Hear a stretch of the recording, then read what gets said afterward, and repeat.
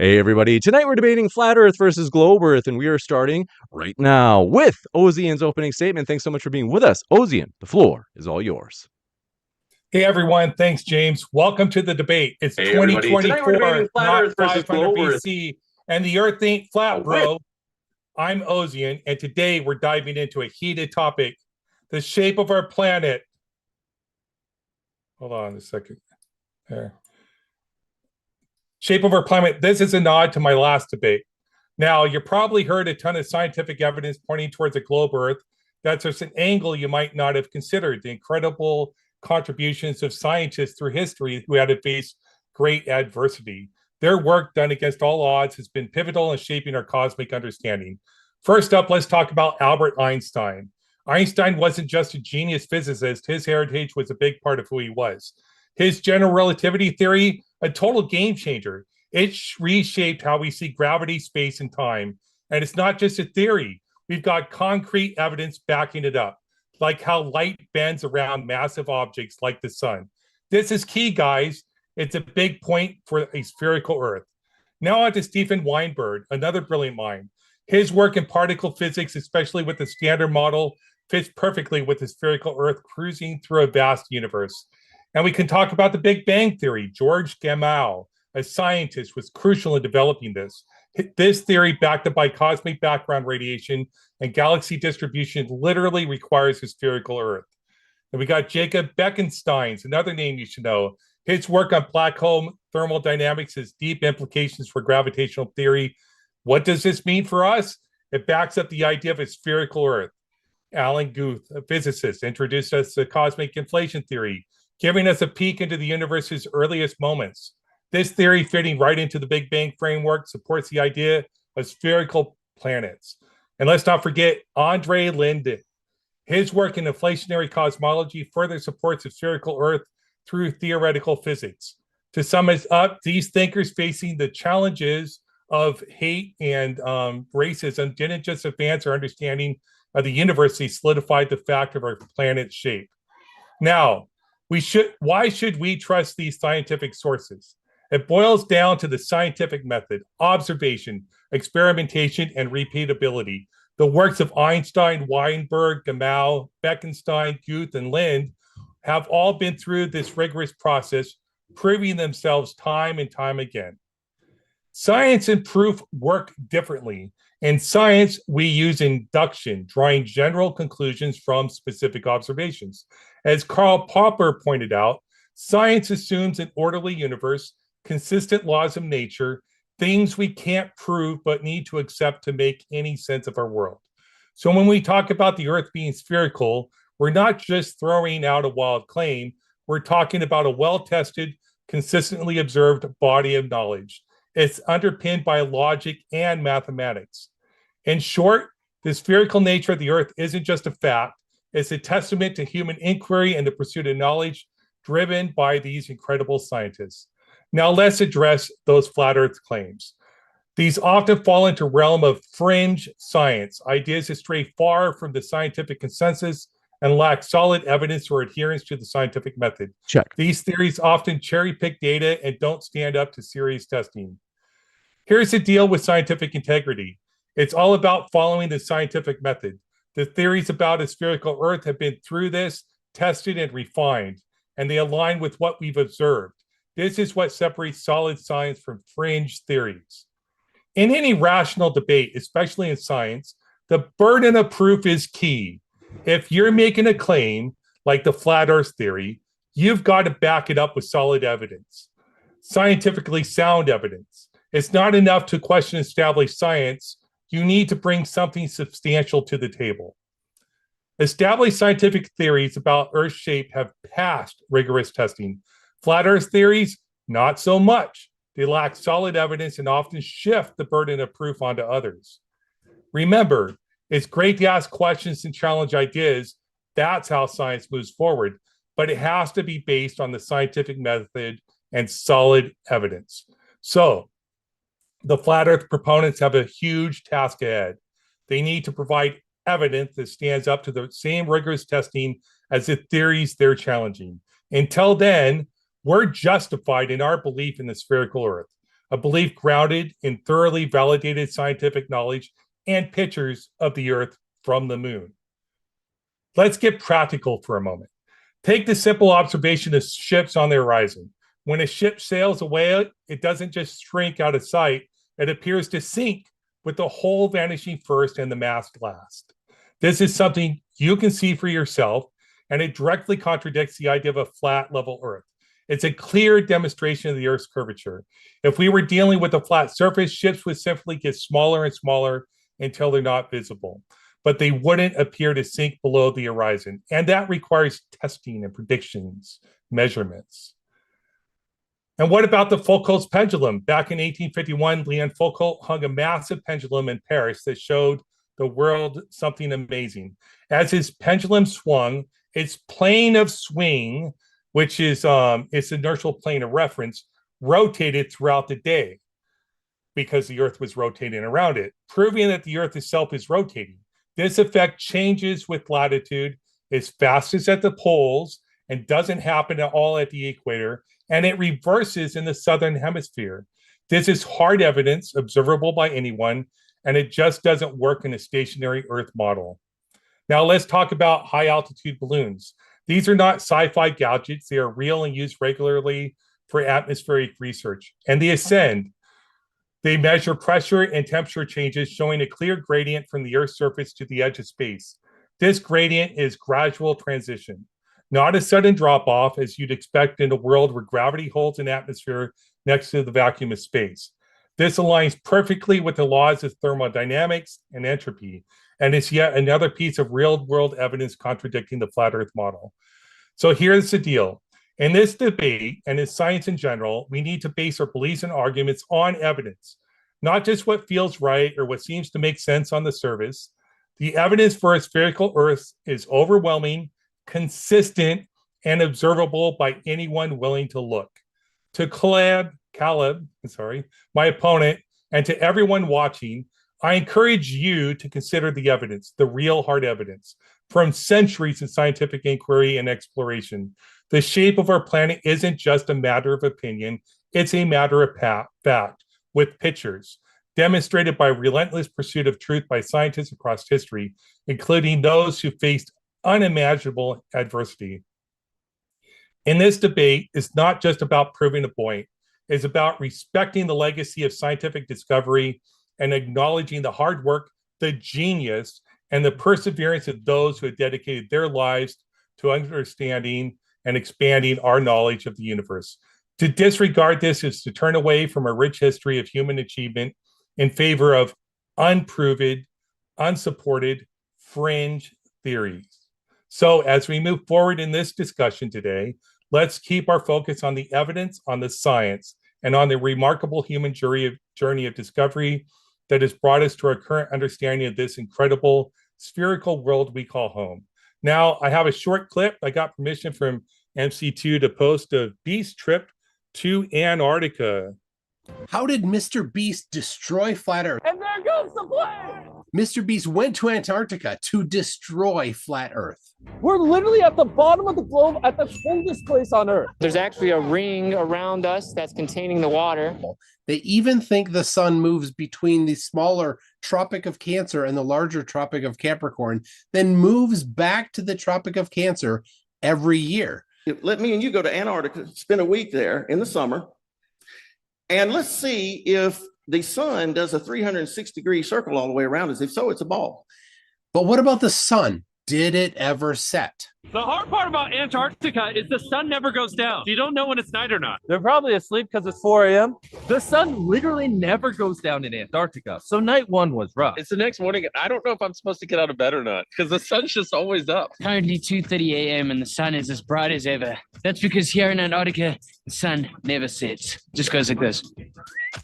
The sun does a 360-degree circle all the way around us. If so, it's a ball. So let's have a look where the sun would have to be on Pancake World at 2:30 in the morning. They were at Union Glacier, which is the same time zone as southern Chile, GMT minus 3 hours. At 2:30 a.m. on the Terra Tortilla, the sun would be directly over the South Indian Ocean. That's as far away as possible from where Mr. Beast was if we use the flat Earth map. but the sun was up. At the exact same time, all of North America was enjoying a dark, dark night, even though North America is much closer to where the sun is on the dirt pizza. Thanks, James, for hosting this debate, and thank you, everyone, for tuning in. Let's keep the conversation grounded in science and respect for the work of great minds and in a shared pursuit of truth. Thank you very much for that opening. And folks, if it's your first time here at Modern Day Debate, want to let you know Modern Day Debate is a neutral platform hosting debates on science, religion, and politics. I'm your host, James. Our goal, our vision is to provide a neutral platform so that everybody can make their case on a level playing field. Also want to let you know, if you haven't yet, hit that subscribe button. We have plenty more debates coming up. And with that, we're going to jump over to Kaleb's opening statement. Thanks so much for being with us. Kaleb, the floor is all yours. Thanks for having me, James. Can you share my screen? Is it sharing now? Okay, perfect. So we are debating modern cosmology, or the globular Earth claim versus flat Earth claim. And no, I will not be reading from a script. I will be going over a presentation that I made literally yesterday. So is the Earth a ball or is it flat? Let's talk about it. The Earth is not an oblate spheroid. Is it moved now? Did it move? Okay, there we go. Okay, I'll have to pay attention over here. There is no accurate empirical way to substantiate the radius and circumference claimed by modern day academia. It is purely just an assumption, usually baked into math equations and then reified into reality, into the minds of very religious zealots that just follow scientism without any question. Basically, people just take scientists' word as if it's just a straight up fact. They don't need to know the details. They can't regurgitate the evidence or the academic literature. They literally have no idea what's going on with it. They just, believe, kind of like a religion. Anyway, if the scientific method, which Ozien happily talked about, I think we'll be talking about that plenty. If the scientific method is demanded to be followed, the globe Earth proponents typically cry and claim insane things like the scientific method can be changed based on the field you are discussing. I've seen multiple people do this. It's becoming very normal recently. A lot of globe Earth proponents are saying that, oh, no. The scientific method is relative. You can change the steps based on what kind of science you're doing. That is not how the scientific method works. It's very strict, and we'll talk about it further in this presentation. So the globe Earth proponents cannot substantiate, 1, motion of the Earth in the form of axial rotation, orbit around the sun, or motion of the solar system. 2, physical convexity to the surface of the Earth, specifically the ocean's surface. To assume that the ocean's surface is convexing at a rate of 8 inches per mile squared. And yes, globers, 8 inches per mile squared is an accurate approximation, which lines up with every other mathematical model of the curvature of the Earth up to like 3,000 miles. So we're definitely not seeing past 3,000 miles or anywhere near 3,000 miles. So very accurate approximation. They cannot substantiate the existence of a vacuum of 10 to the negative 17 torr adjacent to the Earth's atmosphere. Gravity, definitely. A lot of people are entertaining this Newtonian gravity argument. I will not be entertaining that. We're not going back to the archaic model of 1666, 400 years ago, to the stupid idea of mass attracting mass that's taught to children. We will not be doing that. We will be discussing relativity and the bending and warping of a fourth dimensional fabric called space-time, which has never been proved through science, through the scientific method. You cannot manipulate it. You can't feel it. You can't show it. Therefore, you can't follow the scientific method. It's just a pure thought experiment. And they cannot solve the fine-tuning problems that exist within their model. I had a space there. Sorry about that. There's a lot of fine-tuning problems that plague all of cosmology. All of the claims about evolution, which we will not be getting into. Anyway, either way, there's lots of evidence for creation to the Earth, and flat Earth is one of them, as well as distances to quote-unquote planets or the moon or the sun. None of that can be substantiated through the scientific method. I would love to hear an argument for why it can. Things that suggest the Earth to be a level plane. I agree. Positive evidence or a positive claim requires evidence. To assume the Earth is a plane is to back it up with plane surveying, which assumes the Earth is flat and flat for 100 square miles. All long-distance observations made past the radius and circumference claim all prove and suggest that the Earth is flat. Fluid statics and dynamics, meaning when water is static and when it's moving, all suggest that the surface of the water is level, always. The simplest way to prove the Earth is flat is the oceans. The oceans are not holding convexity at 8 inches per mile squared. That's like the most illogical thing anyone can assume, and there's absolutely nothing to back it up. And all the pictures are literally admitted to be Photoshop, other than a couple which they could be using trickery with models and things like that, taking out of a freaking aircraft on the surface of the Earth. It's secondary evidence. You can't just suggest, oh, NASA has a picture of the globe. They said they got it in 1972. You weren't there, first off. Nobody knows who took the picture. They can't even decide who took the picture. So even the ones that are claimed to be real could literally be them making a model and on the surface of the Earth taking a picture of that model on the Earth's surface. No evidence otherwise. Again, long distance laser observations, which FE Corps has done plenty. Lasers shoot and they do not curve around the curvature of the Earth. And whenever we shoot them over bodies of water, guess what? They show it's flat because water is always level at the surface, proving the Earth to be a level plane. Long distance mirror flash observations. We have observations of mirror flashes like over 20 miles from a 0-foot observer height. Globe's dead. Just there. Literally there. You can just move on knowing the Earth's not a ball. And I would also argue common sense suggests that the Earth is flat. The amount of like mental gymnastics and just ad hoc assumptions you have to make to believe in this religion of globular Earth is astounding to me sometimes. It actually blows my mind that people just blindly believe this crap. I want to talk about math because I don't entertain math conversations when talking to globe earthers. A lot of people think math is a definitive way of deducing something existing or not existing in reality. Math is descriptive. Science explains. You have to use English to suggest something exists in reality. You can't just do a math equation of m1, m2 over r squared. Oh, there we go. Gravity's real, law of gravitation. No, it's a mathematical model describing the downward acceleration that we observe in mass. You have to describe with English how that works. And mass attracting mass is not going to be entertained. And bendy space-time makes absolutely no sense and goes against all logic. So math can describe patterns in relationship. It is inherently descriptive and does not necessarily imply the existence or corresponding entities in the external world. So simply math doesn't prove anything. You can use it to be accurate, but at the end of the day, it proves absolutely nothing. We have to use science, specifically the rigorous scientific method. Let's talk logic. I like that Ozien went over this. The positive claim does have the burden of proof. The negative claim does not. Flat is just a description of a surface. You can have a flat triangle. You can have a flat square. We're not specifically making a positive claim. We're just saying overall the Earth's surface seems to be flat. So the globe is specifying a very specific dimensions to the Earth's surface. The radius being 3,959 miles, the circumference being 24,901 miles.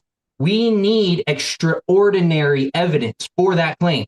I have been doing this for 3 years. There is none. We will not hear anything today that logically substantiates that the Earth is convex at the surface, specifically over the oceans, is what I want. If I say I don't believe the Earth to be a parabolic spheroid, it is now the burden of the opposition to substantiate their extraordinary claim that the Earth is a ball, like I just went over. Let's talk the scientific method. I like to go over these steps because none of the globers know the steps of the scientific method. Observation, question, hypothesis, experiment. Experiment is necessary.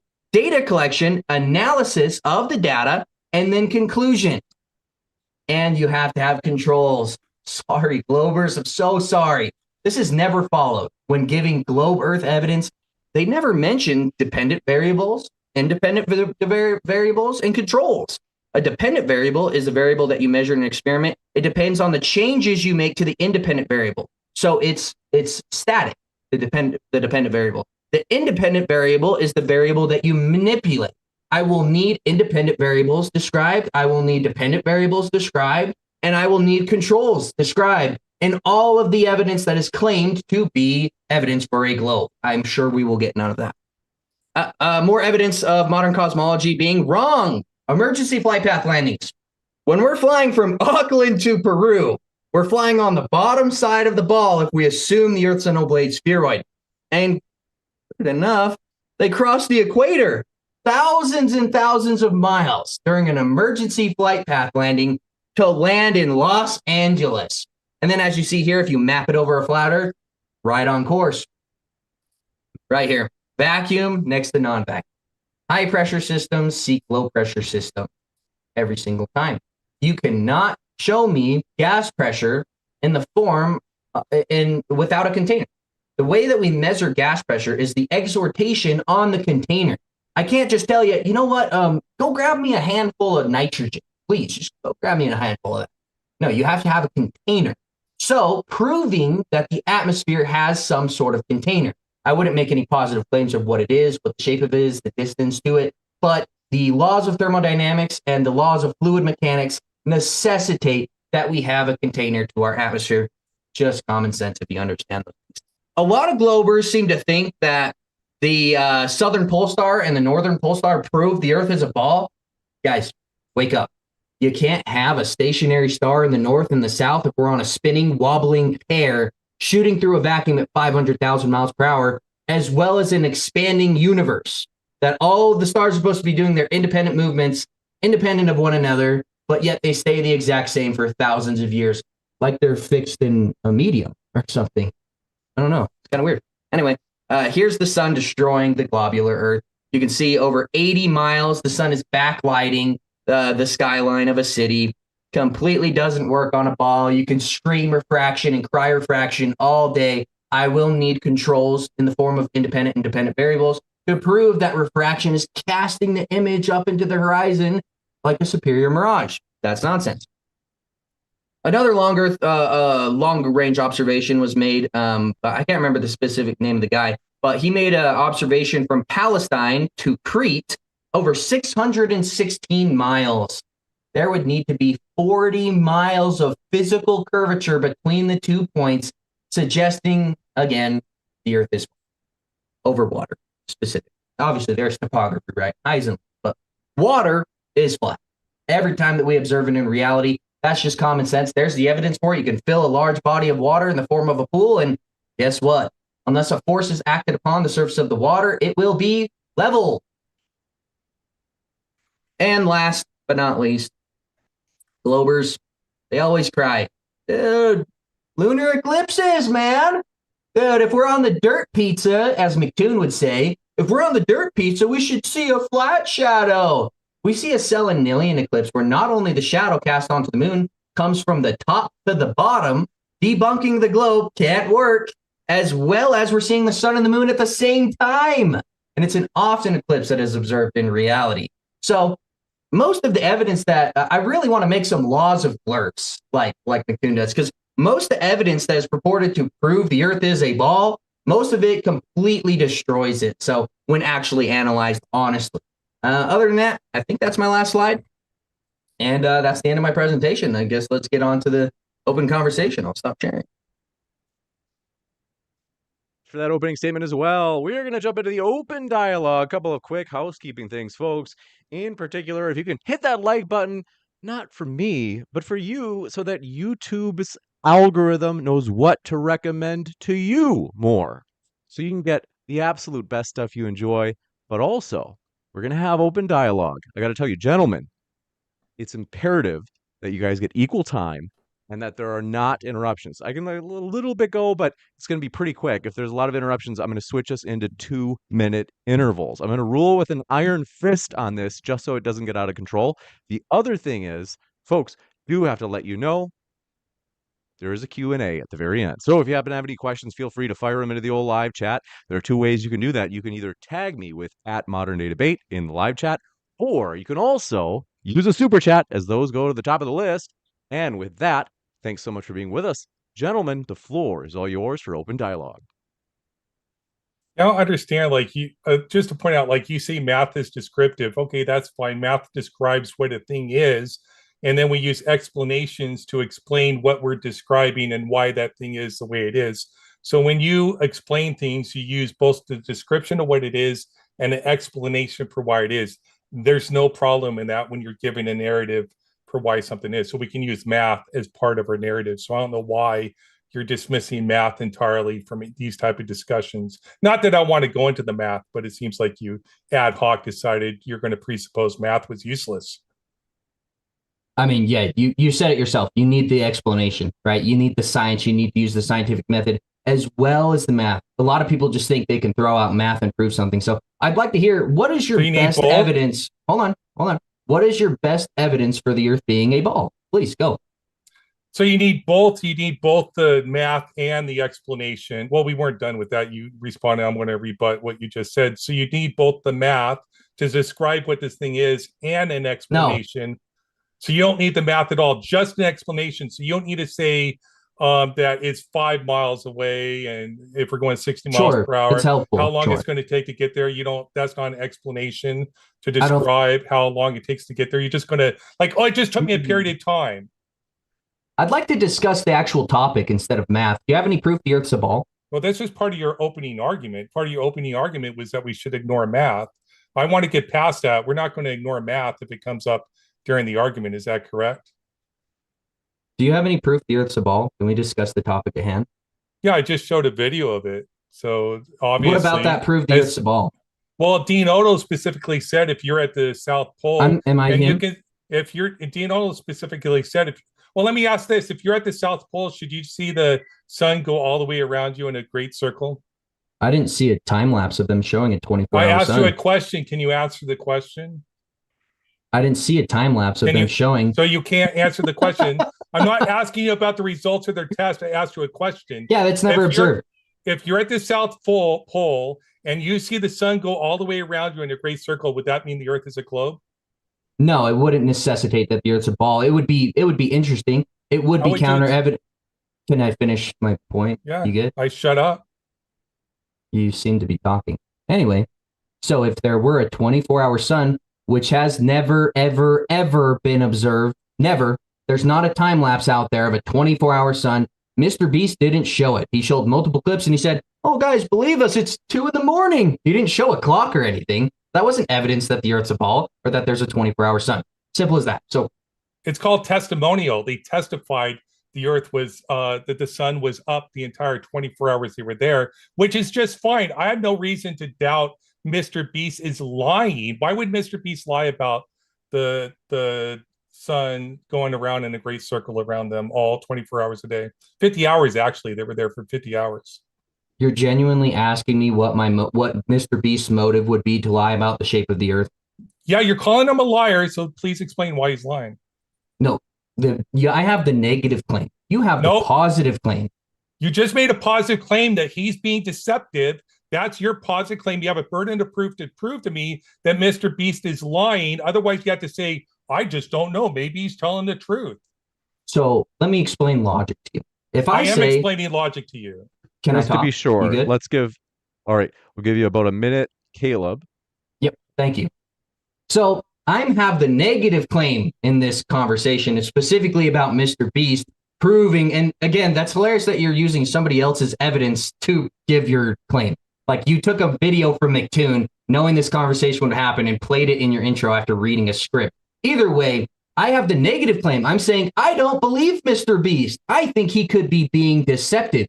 You're saying, oh, I think Mr. Beast is right. You have the positive claim. So your lack of positive and negative claim is not my problem. Okay. So you have to substantiate that Mr. Beast saw a 24-hour sun. You cannot with the little 20-minute video that he provided. He did not provide a time lapse. He did not show any compass readings. He did not show any clocks. None of that. So anyway, on to you. Let's hear what you have to say. Oh, very clearly. Just to be sure, though, just to back up, if it is the case, and it might not be, but if Ozien's right, Kaleb, that if you did say that Mr. Beast is lying, and it's Ozien's, you could say, piece of evidence that, namely Mr. Beast's reasoning, is it seems fair that he can ask you in what way, but maybe I'm wrong. Maybe you're like, wait, I didn't say that Mr. Beast was lying. I just want to be sure we're all on the same page, because I'm not sure if people know where you stand on this. So I'm saying I have the negative claim with Mr. Beast's evidence. I'm saying he did not. I'm asking prove if that you said he was lying. Sure. Why not? Okay. So then Ozien, I think, is saying like, hey, this was my piece of evidence, namely that this case or argument that Mr. Beast is putting forth. And then Ozien saying, okay, but can you explain to me how is Mr. Beast lying? It makes, it seems like it's reasonable to ask. That would be asking me to go against logic. I have the negative claim, so I don't have to provide the burden of proof. So. That's as simple as it. Well, that's I just don't- not the case. You're making we a can- positive claim that he's lying. So it's so if I tell you, Ozien, you know what, man, I can jump 100 miles into the air. Is it your burden to prove that I can't, or my burden to prove I can't? If you're providing that Mr. Beast brought claims and evidence that the Antarctic sun actually exists in the form of 24 hours, you have the burden of proof, not me. This is extremely simple. I actually went over this in my actual introduction. I don't know how we're doing.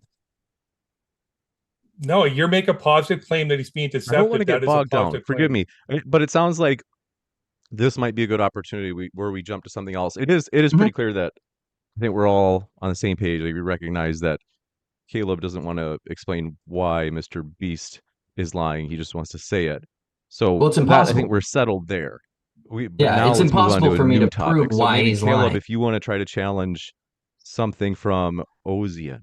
I think he just did. He just challenged me, asked me for some evidence that the Earth. I want to is a get on globe. something new because you Well, I guys can just change saying the over and topic. over, I have the I don't I have do- that position. I don't have the No, I know. positive or the negative. It's just if you guys just say it over and over, people in the chat will give me hell. They'll say, James, this is freaking boring. They just keep repeating themselves. So let's go to something new.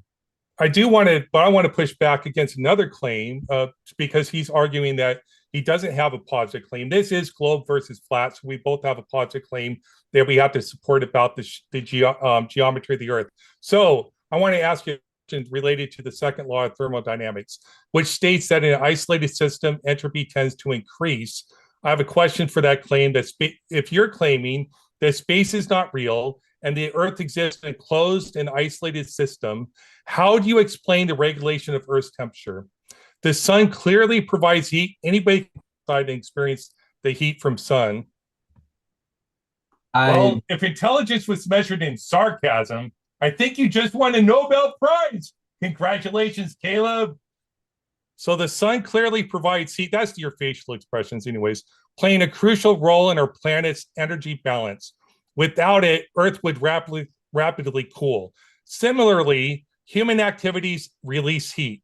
In a closed system, as you would have to have if you don't believe space exists, how does the Earth not overheat from these internal sources or freeze to a lack of external heat from the sun? How does the flat Earth model account for this apparent contradiction, I might add, with the second law of thermodynamics? Does it have to do with the shape of the Earth? Yes. How?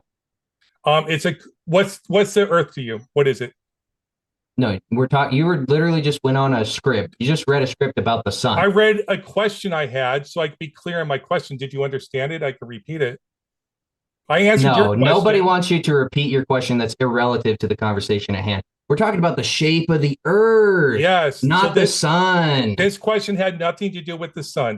It has to do with the second law of thermodynamics to explain how we don't die from overheating if we're in a flat plane with a dome enclosed over us. How do we not overheat? I'm half expecting a judge to pop out and score a debate like an Olympic event. One for argumentation, but a perfect 20 for theatrical facial expressions. Don't do that again, bro. Then don't make your silly expressions, dude. It's not an argument. When you're making ridiculous arguments that aren't even relevant to the conversation, you're going to get. All right, I'm sure people are face palming right now. It's all right, just because we've already heard much of this, I do want to say, all right, Ozien. So just for anybody who's new to the topic, because you guys are much more familiar with these topics, is Ozien, if you just want to explain to the audience in terms of how it relates to the flat versus globe Earth, we'll give you a chance to do that.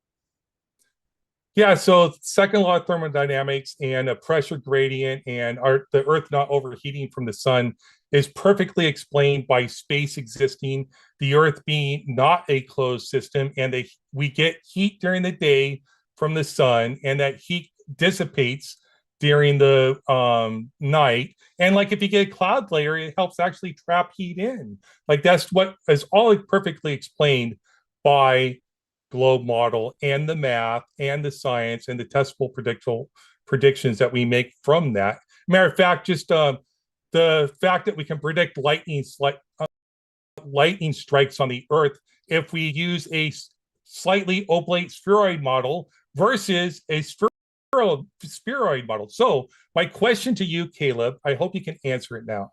On your flat Earth model, how do you explain the second law of thermodynamics and why we don't die from overheating?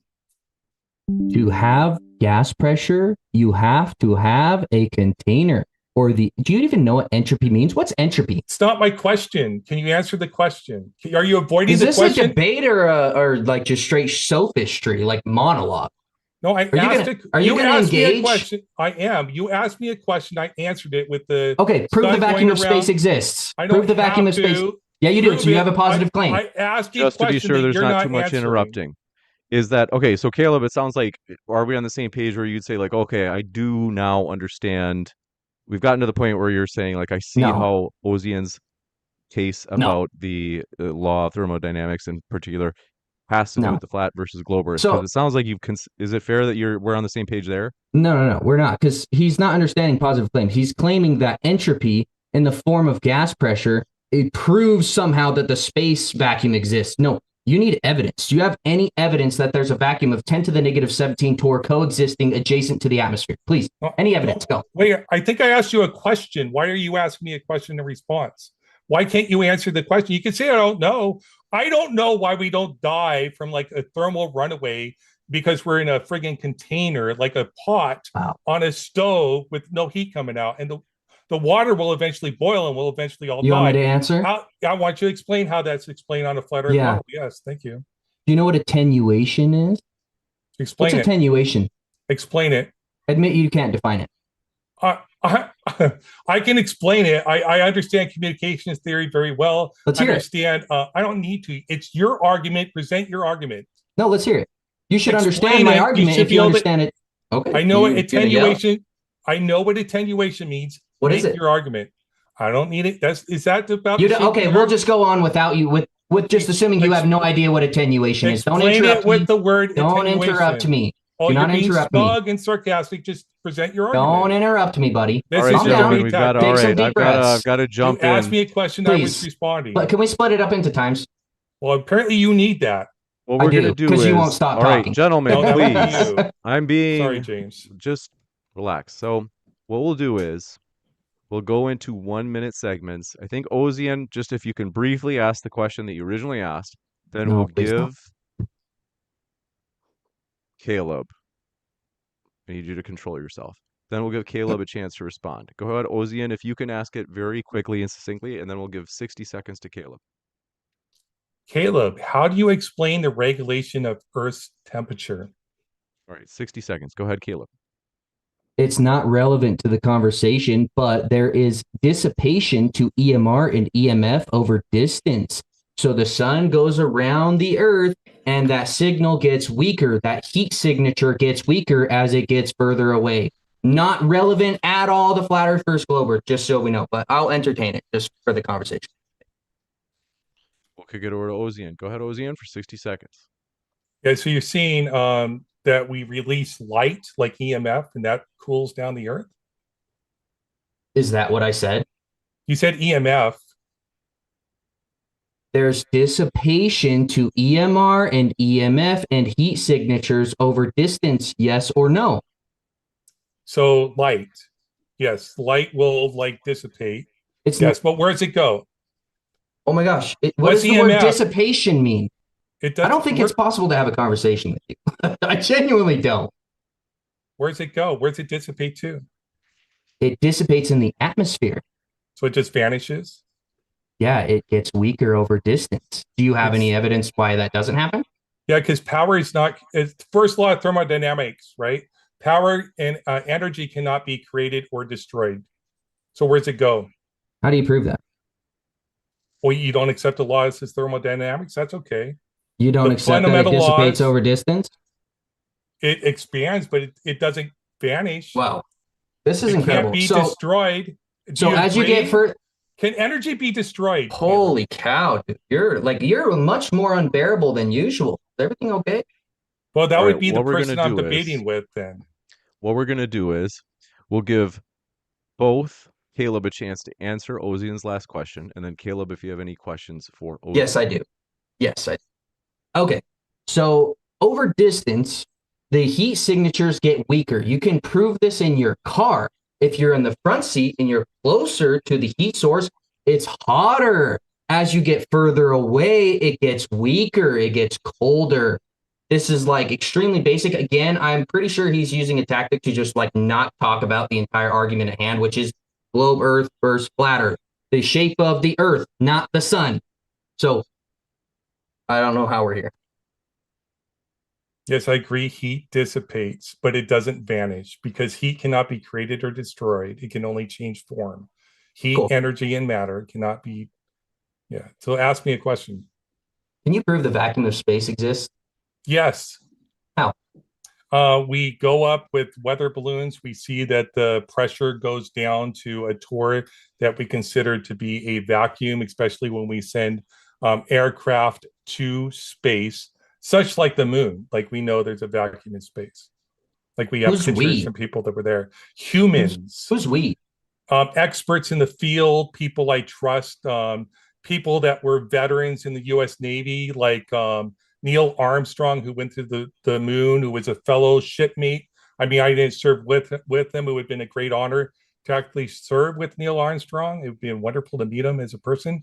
But people like him, yes, I trust his word and his testimony that he actually did go to space. What's wrong with that? Do you have any primary documentation of the vacuum of space existing from yourself, or no? You just believe other people? Primary documentation. Did I measure the vacuum of space myself personally? Yeah. Did you measure the creation of the earth from God personally? Because you claimed, you claimed in your opening argument. In your opening argument, you said the flat earth was evidence that the earth was created. So it is not a non sequitur. It's part of the debate because you brought it up in your opening argument, Caleb. No, it's a red herring fallacy. It's not a red herring fallacy. Ototherwise, you wouldn't have presented it. I'm not mad. Otherwise, this is another debate tactic. Just if your facial expressions were any more skeptical, they need their own. Dude, like I'm not going to deal with your friggin' idiocy there, dude. You can be polite. Ad hominems. All right, let's jump in. Let me jump in. We're going to. Are there any topics we haven't covered that you guys would like to discuss?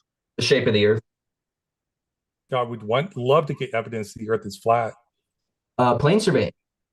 Plane surveying is about close-in situations. You want to actually read about how they do plane surveying? I mean, I got it all written up if you want to talk about it specifically. No, I don't want to hear you read a script. So, I'd rather you try to not read a script and have a dialogue. Oh, okay. Tell me, why do they not use 8 inches per mile squared for longer distances? Why is that?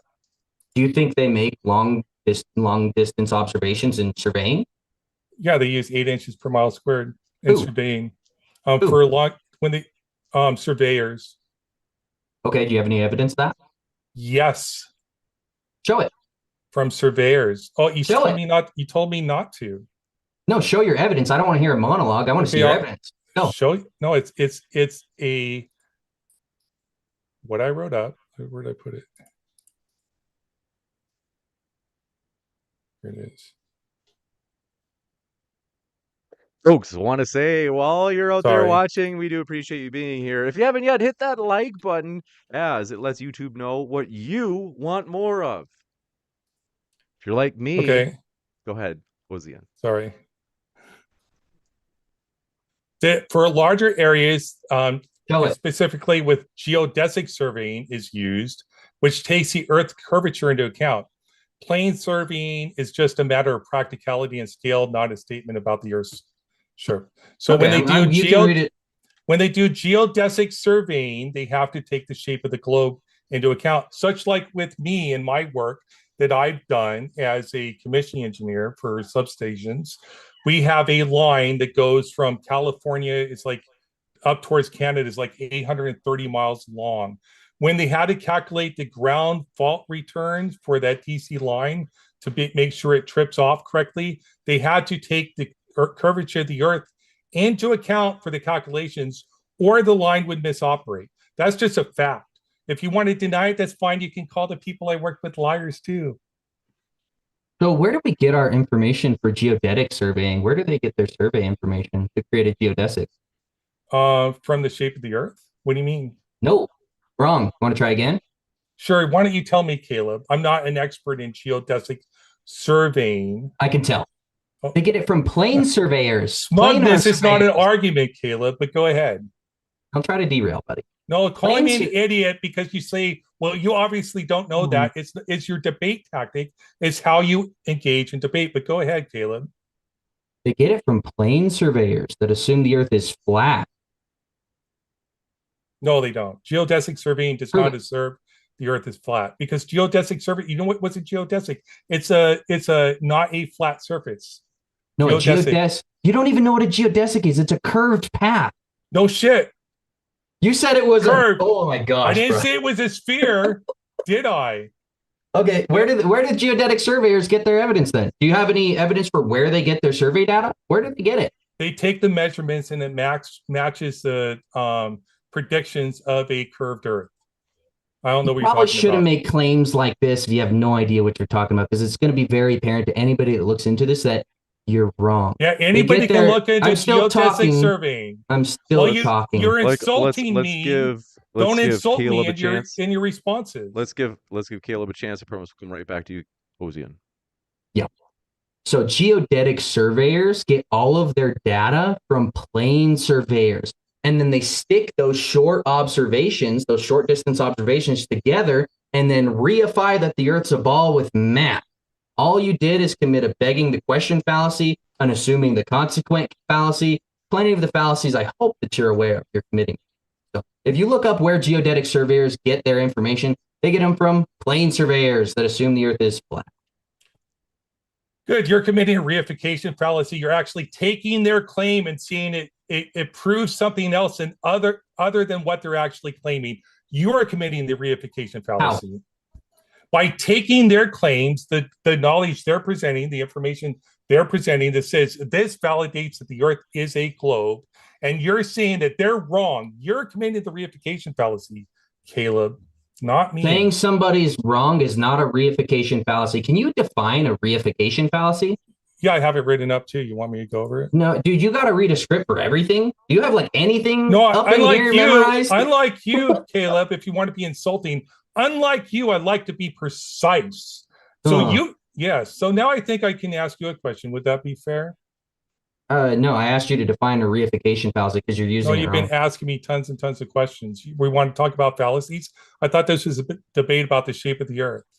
Okay, prove the Earth's a ball. Okay, let's go over your debate. Debate? What are you talking about? You mean introduction? Yeah. You okay? Yeah. So your first thing you talked about. Let's go to the next one. What's the next one? Dude, can you go off can we like have a dialogue off the top of our head instead of you can't because you're just insulting, dude. Oh, dude, dang, interrupting again. You're pretty good at doing that so far. You asked me a question, I answered it. I wanted to evidence the Earth is a ball, not to go over my introduction. Please, evidence the Earth's a ball. Go. No, you have to. No, it's my question. Is it not? You've asked a question. I answered your question. Can you answer my question? You red herring way off. Just because you don't like the answer doesn't mean I can answer the question. Caleb, I'll give you a chance to ask your question, but first, the question that Ozien had asked, I want to give him a shot. If you can reiterate that question, just re-say it, and then we'll give 60 seconds to Caleb to answer your question. Okay, so I have a question, new one. So how does the flat Earth model explain the observed reversal of the Foucault's pendulum swinging in direction when crossing the equator? Can you show me evidence that happened? Are you denying it happens? If you deny it happens, that's fine. Do you know how positive? Dude, we went over positive claims, Ozien. You got to show me. Show me a video, please. Show me, Ozien. Show me a video of that. Spud condensation is not an argument. Anybody can go look up Foucault's pendulum test in the southern hemisphere, and they can see that it changes direction to show your latitude on the Earth. You can do the math to verify your latitude. So do you have an explanation for why Foucault's pendulum changes direction when you cross the equator, and why it doesn't? Well, there might be a little precession one way or the other at the equator, but if you're perfectly at the equator, it shouldn't precess at all. So can you explain why it changes direction in the southern hemisphere? If not, that's okay. It depends on your cardinal orientation of the apparatus. So again, you would need to like show some evidence, my friend. You'd need to show some videos of both sides before you make a claim like that and just ask for an explanation. So if you got the videos, I'm very willing to watch them. If you don't understand the observation, you can just say you don't understand it. We can move on Is that to what I another said? question. I'm not going to show a video, Caleb. This is a debate. Okay. This isn't Yeah. a show. Smug condescension is still Yeah. not an argument, and I'm not going to continue this discussion if you're going to continue to behave in this Cool, manner. quit then. Show evidence or quit. It would be you driving the quitting, Caleb. It'd be your choice. Smug condescension is not yours. an argument. All right, let's don't go think into. you're, like, let's I can go go to the into. next question if you want to. Go. This is your great opportunity, Caleb. You can ask a question, and then we'll give you Ozien 60 seconds to answer, just like we did for Caleb. Can you show me any measurements of curvature over the ocean? Yeah, I could show a video of that. Like I did a video of a drone footage going up 150 feet in elevation that showed that where the ship was exposed, more of the bottom of the ship was exposed as you went up in elevation with the drone, which is only explained by the water blocking the. Am I speaking like you're just making you're making noises just to say, oh, look at this stupid guy talking. Like, yeah, talking, keep going. Anyways, I know this is your tactic, but so my drone footage in particular, if you watch my debates, you've seen it, specifically shows that water curves. Do we see in Euclidean geometry or hyperbolic geometry? Do you have a response to my conclusion or not? This is very pertinent to the conversation. So yeah. Then respond to it. I don't need another follow-up question. Do you know what Euclidean geometry is? Yes, I understand geometry very well, but you said you don't want to talk about math. Why are you bringing up math, Caleb? It's not math. Euclidean geometry is math, Caleb. It's straight lines versus hyperbolic. You could just say you don't understand, and I'll explain it to you. Do you understand it or no? Hyperbolas, geometry is math, Caleb. You said you don't value math. Why are you bringing up math? Are you just going to ignore the entire conversation and just keep doing this? No, answer the question, Caleb. Or respond to my response. I am trying to respond. I'm making sure you can follow. I don't think you can follow. It shouldn't require questions. I understand math. Yeah, it's going to require questions. Because I actually require questions, buddy. I actually value mathematics. No, you're not playing your script. Simple question. I need a response from Ozien here. You already asked me a question. I responded. I'm talking. All right. I already asked. What I'd like to do is, split it up if again. I remember right, the last question was asked by. Was it Ozien? Caleb. Okay, Caleb. So. No, it was Ozien talking. Nope. Well, no, it was. Yeah, I was looking for evidence that the Earth is flat. I mean, a ball. Yeah. So I asked the question, and he's saying that he has a video that he's not showing, and it's pertinent to the conversation. I can show it if you want me to. I'm in the middle of talking, bro. You good? Then don't talk about me in the middle. Why is your face twitching, bro? Why is your face twitching? All right. So what we're gonna do, Caleb? All right. What we're gonna do, Caleb? You're gonna make fun of my Tourette's. What we're gonna make do? Fun of my Tourette's, Caleb. What we're gonna do is let's give him 60 seconds, and then, namely, Ozien, you have 60 seconds, and then we'll have Ozien ask a question to Caleb. Go ahead, Ozien. You got that 60 seconds. If you felt like you needed any more time to answer Caleb's question. No, I have drone footage to show curvature of water. It wasn't part of my opening debate. I don't know why I would be talking about it within this debate, so it's not prepared to automatically show it on screen. Caleb says he's watched my debates. He can go watch where I've shown drone footage. A lot of the audience members have already seen my drone footage. It shows water curves. I measured it. I showed the measurements. Can I reply? You got it. All right. If you have a question, well, what we're going to do is have Ozien ask a question to you. But if you want to, as long as once we give you guys more time to talk about this particular subject, then we'll give the next question to Ozien to ask you. So go ahead if you would like to reply, Caleb. Sure. So we see in hyperbolic geometry, the horizon is an apparent location created by us seeing in hyperbolic geometry. This is why railroad tracks converge when we're looking down them towards the horizon. So we don't see in perfectly straight lines. The ground ramps up, the sky ramps down, creating a vanishing point. So that boat had gone past the vanishing point. Hence why if I were to show one video of the boat not being visible on the horizon and then us zooming in on it, that would show that it didn't go past the physical geometric curve of the Earth that's assumed. It's just an artifact of visual space being curved and the limit to our perspective. So Ozien grabbing a drone and then going to a higher altitude to increase that limit of perspective to see the boat in no way, shape, or form substantiates that there's curvature to the ocean. So. Well, it wasn't at the horizon or over the horizon. It was way, way, way closer than that. So it has nothing to do with the apparent horizon, the drone footage that you've seen, obviously. So that would be a red herring to discuss the horizon. And if you're talking about in your previous debate, you talk about the reason why we had that problem with perspective.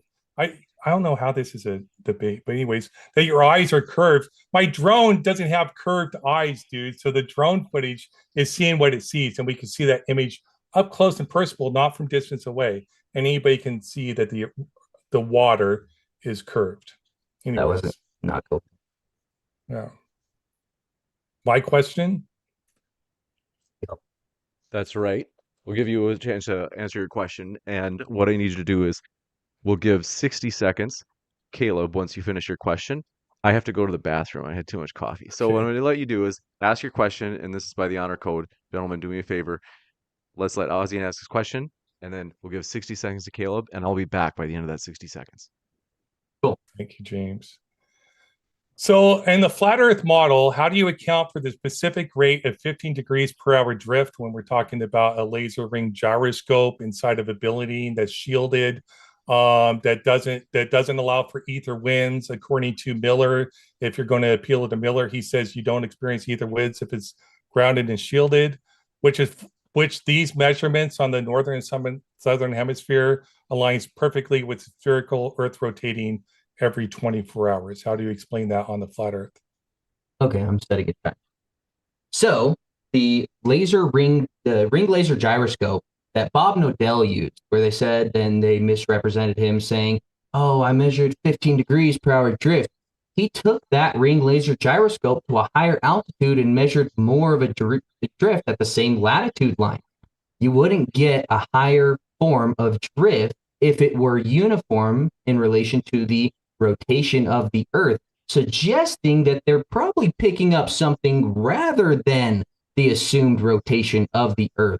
So you guys don't even have an explanation for the Sagnac effect. If you say that it's actually creating a longer distance in the time of the rotation, but in reference to the two lasers going across the entire concentric apparatus, you literally are going against special relativity, which assumes that you cannot add v velocity to c, the speed of light. Therefore, you have no argument. Your argument just debunked what you said. The only thing that would refute is the theory of relativity, which it doesn't do, and that's sort of a what's that called? That's called a fringe science fallacy. You're appealing to fringe authorities, and you're actually appealing to Bob Nodell as a fringe authority. This isn't a published paper for his test. I asked you a question. You said we shouldn't accept testimony, but you're accepting testimony of Bob Nodell, I think that's his last name, and his claims for his test with the laser ring gyroscope. I asked you nothing about him. So why should I accept? Why is it okay for you to accept Bob Nodell's testimony and for me not accept scientist testimony whose claims are verified and validated through this peer-reviewed method? No, show me the peer-reviewed method that they verified it. Yeah, let's go. Let's see it. No, you're saying I cannot accept the claims of scientists, but you're accepting the claim of Bob. That was weird how you didn't show the evidence. That was odd. Anyway, can you explain the Sagnac effect within a relativistic paradigm? Yes, because you got. Let's give him a chance. You going to let me answer? Yeah, no, I'll meet. Yes. So as this light's going this way, right? The Earth is spinning. So as the light's coming, this comes closer. That explains the Sagnac effect. And so when it goes the other way, when you're shooting the light this way and it's spinning this way, this one goes further away. That's why there's a plus V here and a minus V here. Correction is due to the rotation of the Earth. Perfectly explained by a spherical Earth that's rotating around the axis.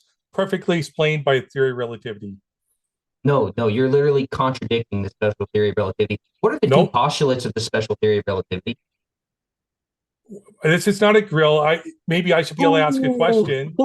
First of all, you don't know? All right, I specifically no, that's not what I said, but I specifically answered your question, Caleb. You just admitted that you don't know the two postulates of space. Don't Google it. I can see you Googling right now. I'm not Googling anything. Your incredulity. What are the two postulates then? Your incredulity is not an argument. I'm not answering a red herring question in a field that neither of us understand perfectly. Has nothing to do with the argument. You don't say that. You asked me how what we measure can be aligned with theory of relativity. I explained it. Do you know the two postulates of the special theory of relativity? Can you name them for me? It's my turn for questions, right? Okay, we'll take that as a no. Ozien will give you a chance to ask your question, and it'll give 60 seconds to Caleb. He did just ask a question. Turn. Yeah, I think it's his turn to ask questions. Oh, yeah. Thank you. Caleb, oh man. I mean, every question I've asked has never been substantiated. It's never really been entertained. Let's talk about how do we prove that the Earth is revolving around the sun? Parallax. How do we know it's not parallax, that the stars are just... What is parallax? What is parallax? The difference in the angle as it moves. Yeah, so what if the stars are just moving? They could be. So it's not proof. So yeah, there you go. It's not exclusive proof for revolving around the sun, right? It's the law of parsimony, so if you want to go on some Tycho module where all the planets are doing this wiggly dance around the Earth, you can believe that. I don't believe that. It's much more parsimonious to say that the sun is the center of the solar system and all the planets go around in a great orbit around the sun. It looks more parsimonious. It's more easily explained by parsimonious? Occam's razor. Parsimonious is Occam's razor? Yes. Okay. So it's to assume that the Earth is rotating around the sun. We don't feel that with our senses. It requires more assumptions. Therefore, it doesn't abide by Occam's razor. Yes? I mean, you're asking me more questions, but that's okay. You don't feel motion. This is a debate. You're going to get asked questions, buddy. What are you doing? Why aren't you letting me finish answering your question, buddy, and stop over talking me?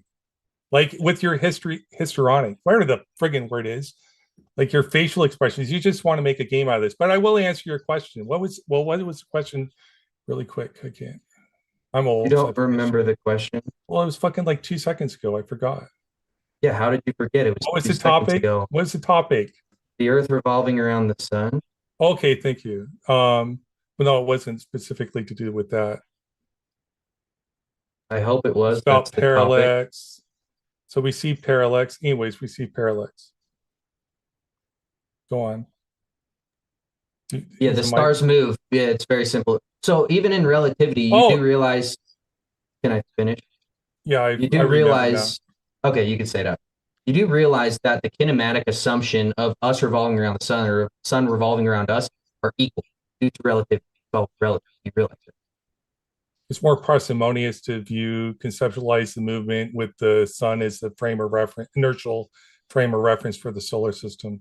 It was a yes or no question. The answer would be yes. Okay. But it's more parsimonious, Occam's razor, to assume that the sun is a frame of reference, inertial frame of reference for a solar system explained by gravity causing the motion, the orbits of the sun, the planets around the sun. Yes, that would be the law. Well, let me explain why. Let me explain why that's wrong. Occam's razor says that the more logical assumption is the one with the least amount of assumption. So when we go out in reality, me and you sitting on my porch, we're drinking some coffee, and we're watching the sky. We observe the Earth be stationary. That's how we feel it. And then we see the sun move across the sky. So due to Occam's razor, you would require more assumptions to assume that the sun is not moving, and we are revolving around it. Therefore, just destroying it. No, actually, that's not the case because retrograde motions of the planets are best explained by them actually going in circles. So you would have to have some weird explanation for why. So a circle is a more geometrical shape. It's best explained by orbits around the sun. That would be Occam's razor being explained by one force or quasi-force, depending on your frame of reference there, if you're talking about Newtonian or Einsteinian gravity. It's best explained by one force where you have to appeal to why we see retrograde motion of planets. Yeah, they just slow down in reference to the background medium. So they're not actually going like this. They're just slowing down in reference to the fixed stars, possibly. Yeah. So you have to appeal to two assumptions where I'm only appealing to one. No, wait, and first of all, we were talking about the sun, bro. Why are you talking about planets? Because I can appeal to one thing, gravity, that explains the sun and the planets. What is gravity? I can appeal to one thing, gravity, that explains the sun and the planets.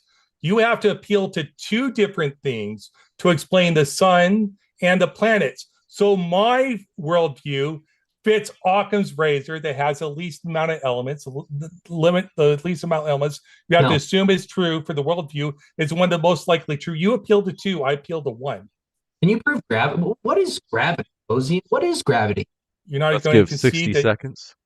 Go ahead. Yeah, 60 seconds. What is gravity?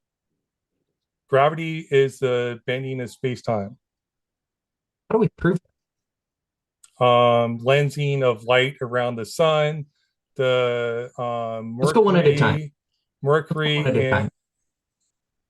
So lensing of light around the sun. Do you have any pictures or videos of that? I don't need pictures or videos of that. We have papers that describe the tests they performed. You don't need pictures for testimonial. Otherwise, you wouldn't believe the Bible was true.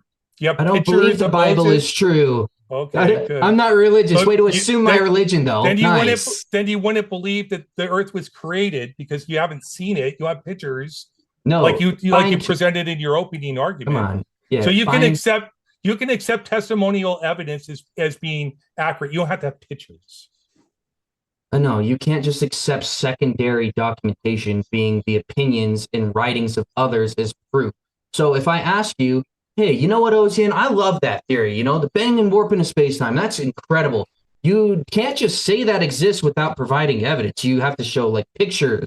You have to show evidence, and none of that is being done here. As well as, are you talking about the observation of 1919? Is that what you're trying to say without saying it?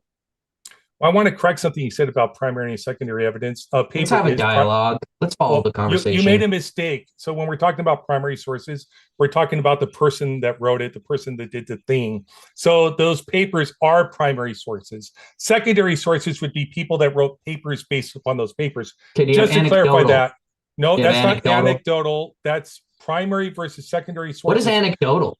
Anecdotal is personal opinion, personal view of something. Yeah. So personal testimony is anecdotal testimony. Anecdotal testimony doesn't mean false testimony. No. Secondly, it just means you shouldn't take the testimony on its own. It should be established by other things, which would be a test that they show you how you can perform it. That test has been repeated many times since then. Show me one. Yeah, let's go. Show me. It wasn't part of my opening debate, so that would be a red herring fallacy. If you're going to argue for my worldview, it should be based on my opening arguments. If you're going to argue for your worldview, then it should be based on your opening arguments. That's how a debate works. No. You can't just gish gallop from topic to topic and expect me to respond to every single one. You're gish galloping from topic to topic. Yes, Can I talk? agree. Are you just gonna like sophistry through the entire debate? My lips closed. Okay, I was. Yeah, you just opened. Yeah, so try to not do that again. I was responding to your insults. Just to be sure, who asked that? Do I remember right? Was it Kaleb that asked the last question, or was I'm essentially asking what gravity is, and I'm asking for evidence of gravity, and he's going off on red herrings talking about logic. So it's very simple. It's very simple. If you're claiming that the lensing of light around the sun proves the bending and warping of space-time, can you provide me the independent variable of that observation, the dependent variable of that observation, or if you can provide like maybe any evidence that actually happens in reality? That would be wonderful, please. Now, I'm going to point out your hypocrisy first, because you made a false claim about primary and secondary sources, saying that it was the secondary sources, I shouldn't accept it. Then you accused me of doing the exact same thing that you did just moments prior to that. Independent dependent variable, I don't give a shit about that, dude. And in the initial argument, first of all, I'm not a scientist. I could explain what it is. You won't accept that time itself could be a variable because you don't understand science at all or the scientific method. Your first straw man in the original opening argument, if you've ever read Karl Popper, you would have a clue about the scientific method. You would study the philosophy of science. He was actually a Jewish philosopher. He's a really cool guy. You should check into him. But Karl Popper, a famous Jewish philosopher who talked about the philosophy of science. Yeah. If you're still answering, pardon my interruption for that original question, but I do want to make sure that we give you a chance to ask a question back to Kaleb as well. But go ahead, Ozien. I didn't interrupt.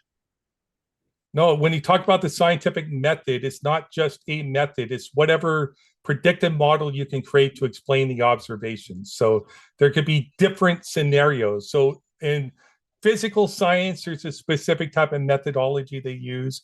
And other type of sciences, they do surveys, they do in more inductive work when it comes to stuff like that. To say there's one method for science would just be false, Kaleb. Oh, but can I reply to that without? And I was kind enough to respond to your own red hair question, Kaleb. It was not about my opening debate. That's not how debates work. You just gish gallop around. I think it's time for my question, right? Yes. Okay, thank you. If satellites aren't... Okay, go ahead. Sorry. Pardon it's just that I'm streaming from a new location. We just had the internet cut. I think that the stream will continue on the same link, but in case it doesn't, folks, we'll just patch it together later. But I think we're good. So, yep, we're good. Okay, keep going, Ozzy, and pardon my interruption. Sorry. If satellites aren't orbiting a spherical Earth, how does the flat Earth model explain the precision and reliability of worldwide GPS services that I can use to synchronize two clocks over 100 miles away that are not anywhere near any cell towers, not anywhere near anything like that, only have a view of the sky? Explain that to me. No balloons. You would have to substantiate the claim that they're falling into geodesic pattern around the Earth constantly. So you haven't substantiated your claim, and then you're asking me to explain it. Yeah, I'm asking you to explain how GPS work under a flat Earth model. You agree GPS works? Is GPS closed source or open source? GPS is open source technology. Show me the open source. Oh, that'd be awesome, bro. You'd be changing everybody. You'd be changing the whole argument around the globe or flat Earth. Show me the open source code, please. It's math. What are you talking about? Can you show the open source code of GPS? Here, tracking software, free and open source. You want me to share a screen so you can see open source information about? Yeah, show me the assumptions they're making. Yeah, and explain them. There's assumptions. Now you're just changing it. But so I can show, because his original question was, show me the source for open source GPS tracking platform. Here's one right here, Kaleb. If you cannot interrupt. One. You asked for evidence of open source information about GPS technology.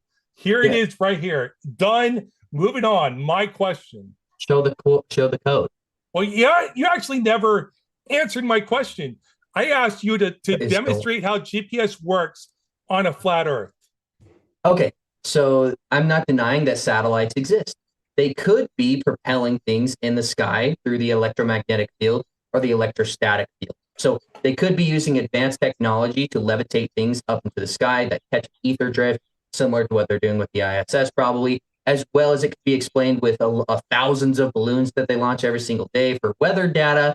And literally the way that we transmit information from nation to nation is done through undersea cable. All of them would all happen in a part. Okay, good. So like we talked about Occam's razor earlier, I just appealed to gravity. Now you have to appeal to all these other forces to explain. You haven't substantiated gravity. But I only have to appeal to gravity. You don't have to substantiate it. Gravity explains the observations we have. You have to appeal to all these other special things, even to explain GPS, where I only have to appeal to theory of relativity. So Occam's razor wins again. Go ahead with your question. You wanted to ask me about electrostatics? No. I just want to point out to the audience that you're just assuming the reality of general relativity, but you haven't provided absolutely any evidence of it. You just said light lenses around the sun. Wow, incredible. With no evidence. Super funny. Is it my turn? Yeah, it's your question. I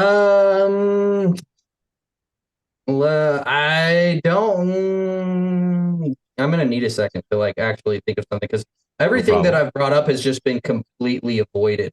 Like not That's a not general true. answer to anything. I've I answered want to every give you a question. chance. I want to give you a chance to come up with a question, Caleb.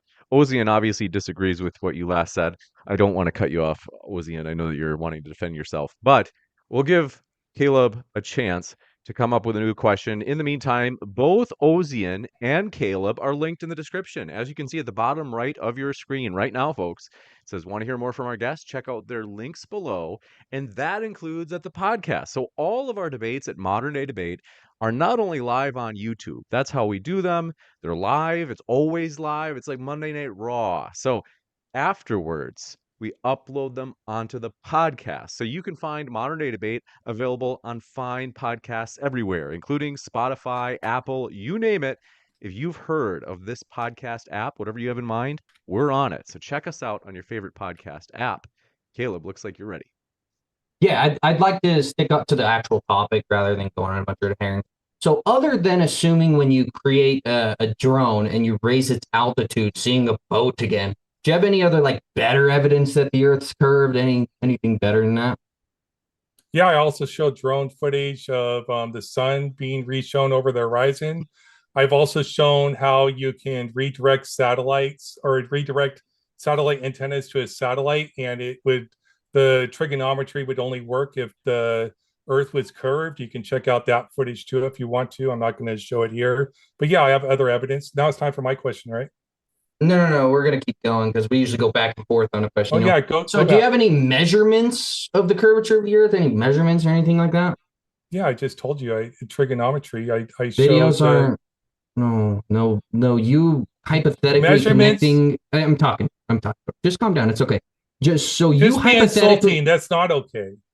I'll let you respond. You don't have to insult me in your responses, Caleb. You good? Don't insult me and I won't interrupt you. You good? Don't insult me and I won't interrupt you. You good? You good? You look like you're broken there. You keep insulting people. Don't insult me and I won't interrupt you. Go ahead. So you hypothetically assuming that we're connecting to satellites in no way, shape, or form suggests the Earth is curved at the surface, my friend. How does it do that? It's my question. You were asking about my drone footage. Now you changed it to satellites. It's my question. Why you just okay? I'm just around? going to expect you not to answer anything. You just ask your question. We're good to move on, I guess. Like you're not just going to address it. So just go Satellites ahead, Ozien. orbit the Earth is best explained by theory of relativity. I don't know how hard that can be. Everybody uses GPS. Do you think you're offering something of substance by saying what you're saying? Seriously. Yeah, you're talking about topics I didn't bring up in my opening discussion. Just I don't have to stick to your freaking topics and your and you should argue, dude. Then you should argue for your positive claim, which is that Earth is flat. I know you like avoiding the burden of proof because nowhere in this debate were you able to substantially answer any of my questions. You just reversed it around and asked me a question. But I do have a question. How do you explain that things fall down? Buoyancy, relative density, and electrostatics. Can you explain it? Yeah. So if a helium balloon is not an anti-gravity machine, it's simply less dense relative to the medium that is encompassing it, seeking equilibrium up. A tennis ball is more dense. So if I add energy to it and bring it at a higher altitude and drop it, it seeks equilibrium down. The downward bias is set by the positive of the electrostatics in the atmosphere, seeking equilibrium with the negative of the Earth. And no, the surface of the Earth, probably McToon coached it a little bit. McToon's wrong.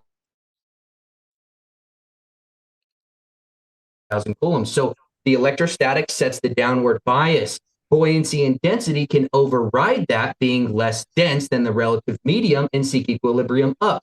This can be proven by the experiment that David Wise did with a balloon that was completely neutrally buoyant with the atmosphere, staying in one singular spot, and him adding a negative and a positive charge, and it going up and down. Simple enough? Cool. Yeah, cool. So I agree the atmosphere has around a 400 kilovolt difference. No, the surface of the Earth. No, no. Voltage is always in reference to something else. You're completely wrong. So Okay, to say explain it. this, okay, so I understand electricity very well. So if the surface of the Earth is negative 400 kilovolts, it has to be in reference to some other thing. Has to be. And you know what? You know what a coulomb is, Caleb? A coulomb is 6.24 times 10 to the 18th electrons. That's what one coulomb is. So electron flow, Are you going to attack my argument? electron flow is from negative to positive. So when you say the Earth is negative 400 kilovolts, that's the atmospheric voltage in reference to the atmosphere. If you continued, instead of just Googling and read the thing, click the link. It tells you that's the atmospheric voltage from the top of the atmosphere to the ground. So the ground you treat as negative 400 kilovolts. The Earth you treat as 0 volts in this thing. So you would treat, or not the Earth, but the atmosphere you treat as 0. Electrons flow up, Caleb. Electrons flow up from negative to positive. So if there was any bias due to current flow, it would cause things to go up, not come down. Dude, you're rewriting electrical field theory. So no, in your mind, I let you talk. Well, you're seeing stuff you don't know. Let's go over. Show the source. Show the pictures, Caleb. Show the pictures. Let's go over to Caleb for 60 seconds. Yeah, please, 60 seconds uninterrupted. So in electrostatic field theory, the positive flows to the negative. So you rewriting, oh my gosh, this is going to get clipped. Clip it. I'm still talking. Still got 60 seconds. Either way. So positive flows to negative, not vice versa. I just had a conversation with Matt Rife last night, which is literally an engineer, and he explained this very well. So you're going against all electrical field theory, and I just want to note that Ozien, he's not attacking my argument of how I explained why mass accelerates down. You're really good at just like completely avoiding talking about the topic at hand. It's actually really interesting. It's kind of an art. We'll go over to Ozien. 60 seconds. So you are correct. Electrical engineers, when they analyze circuits, they assume power flows from positive to negative. But under physics, we understand. So this was based on Ben Franklin's test with a kite. So Ben Franklin's presumed what's called hole flow theory, which they're saying the holes flow. So the holes will be positive, flowing to the negative source. So that's what you're describing as hole flow theory. When you analyze circuits based on electron flow theory, which is what the physics is, even though the electrons may actually not be flowing, like that's some theoretical stuff I'm not as good about. Electron flow, which is actually what's flowing, would be from negative to positive, Caleb. Not relying electrical theory. It is electrical theory. It's just describing the difference between how engineers and physicists analyze circuits. Engineers do it wrong, but it works because it's close enough. Can we talk about your question? Can you poke holes in my theory of why mass falls down? Yeah, because electron flow would cause an upward bias, not a downward bias. So you think just because I say, make it more coherent, please, more coherent, more specific. You're the one that appealed to electrostatics. You're one that appealed that the Earth had a negative 400 kilovolt voltage. That would have to be in reference to something else, because you can't measure a voltage unless you're referencing it to something else. What about buoyancy and density? Works. Why are you just ignoring buoyancy and density? Buoyancy, you have to use G, which is gravity. You can replace it with A, acceleration. You can make up whatever you want, but acceleration doesn't describe any. Acceleration. What is G describing in that equation? Doesn't say what it is. What is G describing in the buoyancy equation? What is it describing, Ozien? You know? Don't gravity. Google. Just say no. Don't Google. Okay, he's Googling. Wow. No, I'm looking up. I'll just tell the audience. I'm looking up the field equation for gravity. It's good. You can Google. I'll actually explain it. So G in that equation is describing. Are you shit? You're just going to keep interrupting. Let's give 60 seconds to Caleb, and then we'll give 60 seconds to Ozien. Yeah. So G in the buoyancy equation is describing an acceleration rate of mass, which is an average of 9.83 meters per second squared. So you can replace G, the assumption of the archaic model of mass attracting mass, with A, an acceleration rate, and the equation works perfectly fine. Absolutely beautiful. Yeah, you can substitute whatever letter you want in there, but you're describing gravity, so we use G. So if here, I'll show you. So I was actually looking up the Einstein field equations because I don't know theory of relativity that well, but this is derivation of Newton's law of gravity. These are the formulas. So when you appeal to Newtonian Can you read the formulas to me and describe the symbols? I'm not going to, Caleb. I'm going to present my claim. And then all you do is interrupt. I'm ready for his super chats because he complains every time. He thinks I'm interrupting him, but I only interrupt him when he's insulting me. But all he does is interrupt to ask further questions because that's his debate tactic. That's his style. Anybody who's watching Caleb, this is just the truth. Gotta ask questions to have a debate, guys. We'll give you a chance if you'd like to ask questions. Ozien, or I should say a question. It sounds like he's quitting and wanting to go to super chat. Let's give okay. Ozien a chance. Is there anything that you'd like to? If you need a moment, just like Caleb did earlier, I can ask. I got a question. How come you can't see the southern cross from the northern hemisphere, Caleb? Because we see in hyperbolic geometry, the sky really big, the earth really big. There's a limit to perspective. This is why we don't see the sun forever. And its size relatively changed very slowly because it's already far away. So the sun moves out of our limit of perspective extremely quick before it would get very small. The sky, as far as the fixed stars, is really big. We have a hemispheric dome that we see in, which is a limit to our perspective. Hence us having to go north to see the North Star and south to see the Southern Star. Very simple. So you appeal to mathematics again. If you notice that you appeal to geometry, which is mathematics. Why are you interrupting me, Caleb? Because you're wrong. Why are you interrupting me, Caleb? We do have to give him a chance. Yeah. Go ahead, 60 seconds for you as well, Ozien. If you notice that he said we should never appeal to mathematics when he's appealing to geodesic geometry, he is appealing to mathematics. He is appealing to mathematical axioms. Actually, he does not value those. So I don't know how he substantiates any of these claims he's making. And also, smug condensation is not an argument, Caleb. Like acting like I'm stupid, it's not an argument, Caleb. Okay, I guess I'll reply to that somehow. So in my opening, I said that mathematics alone cannot prove something, cannot definitively suggest something exists in reality. I didn't say it's not useful at all. So you're strawmanning me, first off. Second of all, I'm just describing how we see. I didn't say math or anything. We see in a hemispheric dome necessitated by stellarium, and anybody that lives in reality, there's a limit to that view as far as that hemispheric dome. That's all. I didn't really hear an explanation. I wanted the math is what I really wanted to explain why we I'm can't. not going to write an equation for you for how we see in reality. That's absolutely ridiculous. Well, because you don't have a model that explains our observations. That definitely doesn't meet Occam's razor, a law of parsimony at all. But go ahead with your question. How do we see over 616 miles from Palestine to Crete? How do we view that? How do we view the mountains from where there's supposed to be 40 miles of curvature in between 2 points? How do we see that far? I would have to look at your specific example, but I showed it in the opening. The explanation would be, well, here, I'll pull it up so everybody can see it. Pull up the picture. Yeah. Yeah. But anyways, the explanation would be, I'm not going to pull it up. You can pull it up. Doesn't matter. The explanation would be, there'd be 3 things to explain it. The elevation of the observer, I'd have to know that. 150 feet.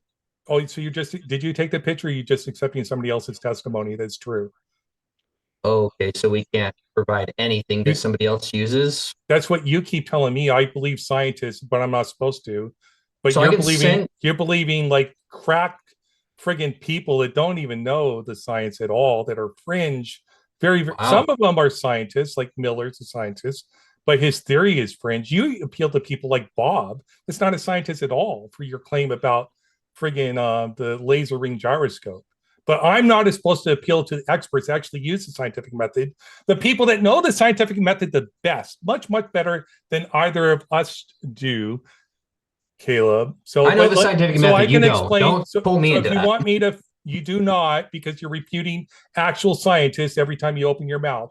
So if you're talking No. about the picture, it would be explained by the elevation of the viewer, the elevation of what they're reviewing, the distance between the two things, and refraction of the atmosphere, which has to do with the temperature and I think the humidity of the atmosphere during the time of the observation.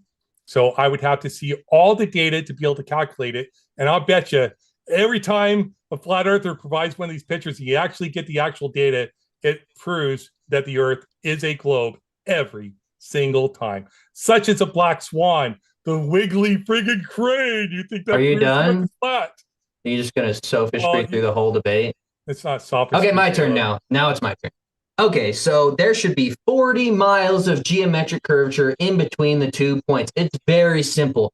All I'm looking for is if that's the case, let's assume the observer height was over 100 feet, and he was seeing the shoreline, basically meaning it's at sea level of mountains raised up into the sky. What is causing that? How are we seeing that far when there's supposed to be 40 miles of curvature over 600 miles? Please just give like a succinct explanation of how that would happen. Well, I'll look at or the just map avoid to it. see Or if it avoid is it. actually 40 miles over. You said 600 miles of difference, so we need an Earth curve. Yeah, 616 miles. Earth curve calculator. So let's do this in real time, okay? Yeah. So okay, so the audience, let's pull up a good one that does the observer height and stuff like that. Distance to opposite, distance to right. No, that's not the one. Which is a good one? Which one do you prefer? I think they all suck. Use what you want, brother. High height, target distance. That's not a good one either. Here's an advanced Earth. There's Walter Bisland's calculator. Okay, so what's the observer height? It's 150 meters or 150 feet, you're saying? So what's that? We'll call it 50 meters, close enough. Distance to the target is how many miles? 640 miles? 616. 616. So this is in miles, darn it. This sounds so boring. Like, so 616. I'm just looking for a simple explanation. Not, well, you asked, so 985,000 meters, is that right? Target size, I don't know. I'd have to, this thing's not making sense to me. I don't do the Earth curve calculator. So I don't know if it's 40 miles a drop over 600 miles. Let's say it's 10 miles. Let's just say it's 10. How do you explain it? I'm not asking for you to go through all this. Just explain how we would see the object. We have to go through it all, Caleb. I already know the explanation. Do you want me to like steel man the globe, dude, so we can go forward? So 500 miles, it says it's about 31 miles a drop. I explained what it is. It's going to be refraction of the atmosphere. It's going to be the observer height and the height of the object you're seeing. Okay, it would have to be refraction. And the distance between the two objects. And you have to verify it's actually the object you think it is, because a lot of times it's not. I think in some of them, they were actually clouds. They were claiming they were mountains. So I'd have to see. Yeah, you'd have to prove that. You know what I'm saying? It looked just like the exact mountains. You should really watch the video. Is that the one you're talking about? The one yeah, that's the one. That McToon said it. Clouds? Hold on. You're going to get calm. So they were clouds. That's the answer, Caleb. They were clouds. Wow. Prove it. It was already proven. So you can watch McToon's video. I've watched it. It was clouds. He literally just lied. Go do the measurement yourself, Caleb. How do you prove it's cloud with measurements? I don't believe your measurement. I believe it's a lie. How did you prove it? It's ignorant or it's deceptive. I'm not going to accept your claim that it's even relevant to the conversation or true.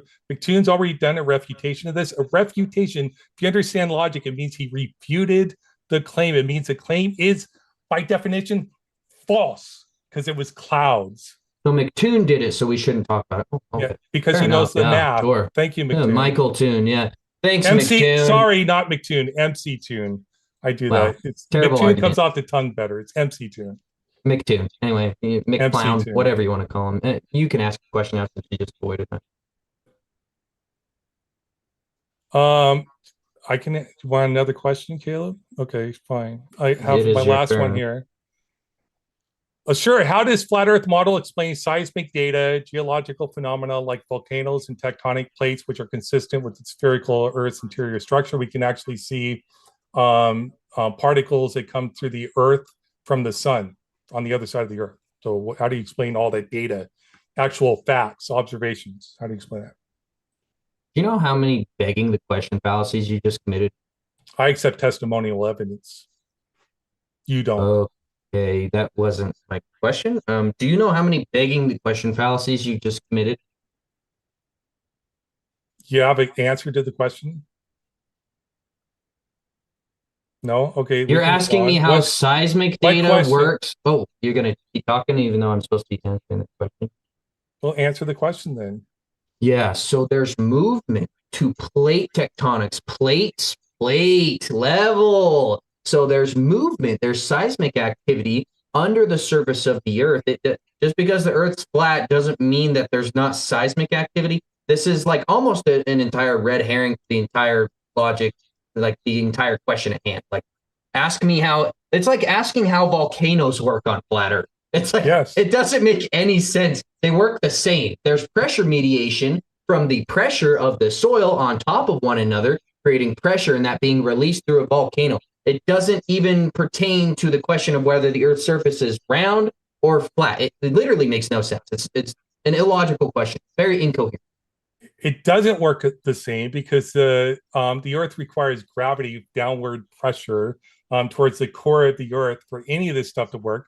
Plate tectonics don't make any sense moving around on a flat disk. They make sense on a. We're not on a disk. It makes sense on a. No, wait, whatever your stop. claim is. No, stop. Whatever your claim You're is. straw manning me. You're straw manning me. The Earth is a level, infinite plane. We're not on a disk floating around in a vacuum, brother. This ain't 2015 anymore. How can anything physical be infinite?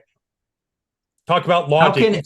Explain how the can anything be physical and infinite? Infinite. Yes, explain. Do you think that's a coherent thing to ask me? Like, you genuinely think that's a good question? Correct. It's your claim. You're seeing. How do you expect me to answer that?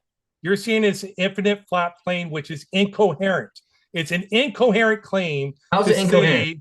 Because it's incoherent to say a physical thing is infinite. It's just like. But the vacuum of space is infinite? Like Zeno's. Anybody can look up Zeno's. So wait. Is the vacuum of space finite? Yes. How do you measure that? How do you know?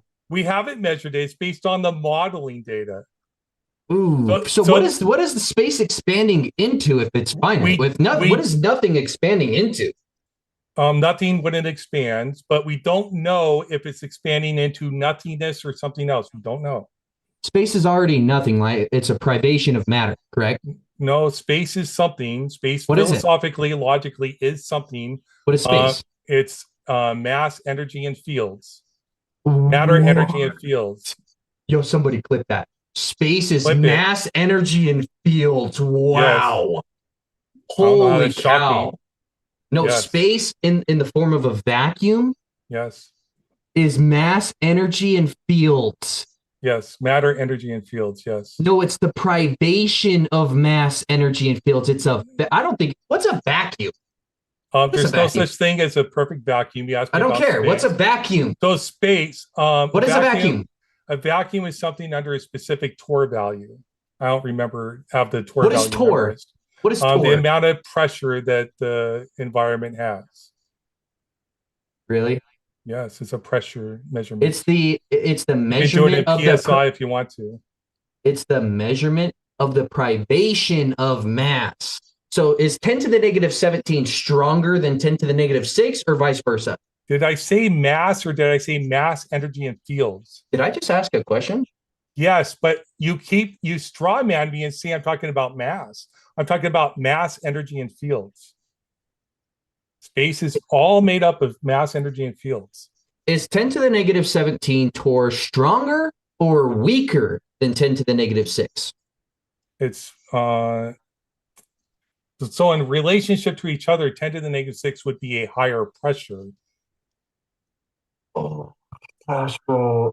I'll ask again. Is 10 to the negative 17 Torr stronger or weaker? There's two words you should reply with. Stronger or weaker? No, that's a what's the word? That's a fallacy too. It's like it's called a false dilemma fallacy. You're actually attributing like some value to it of being smaller, greater, or weaker when actually it's just one is a higher pressure and one is a lower pressure.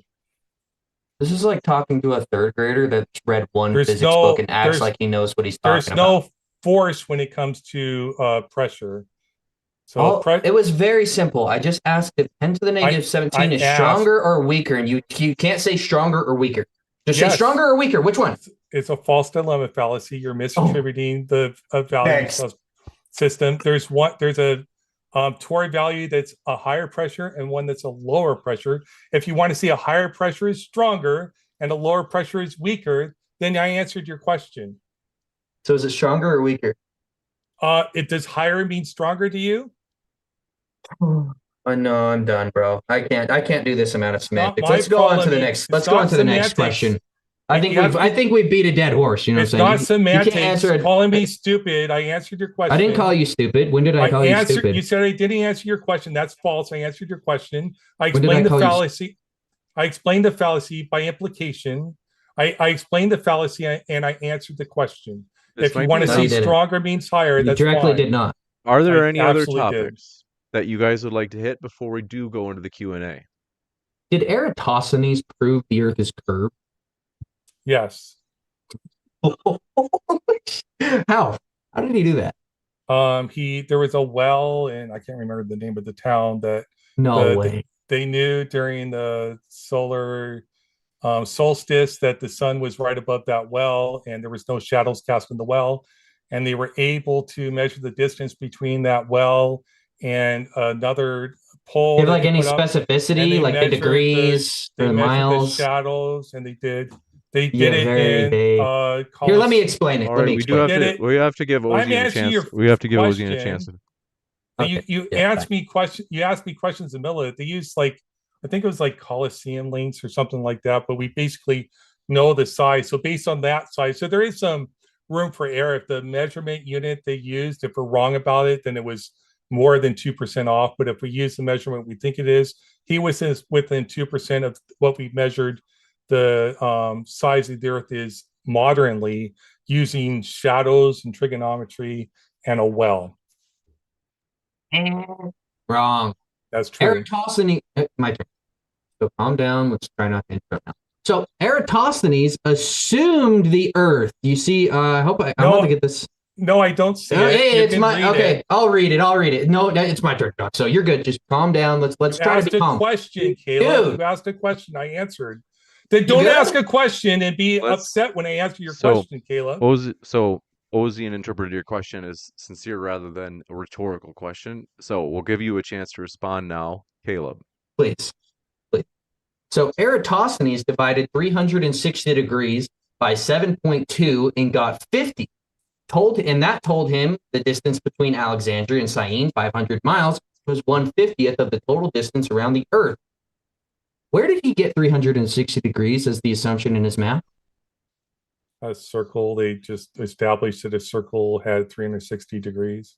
You didn't answer the question. Where did he get the 360 degrees that he assumed the Earth to be in the math? Where did he get that? It's an axiomatic claim for a circle, and it matched the prediction. So science would work. You would say, we have an observation. We are going to formulate a hypothesis. Hypothesis is that the Earth is curved, the Earth is this great circle, sphere. And then they do a test to do an H1.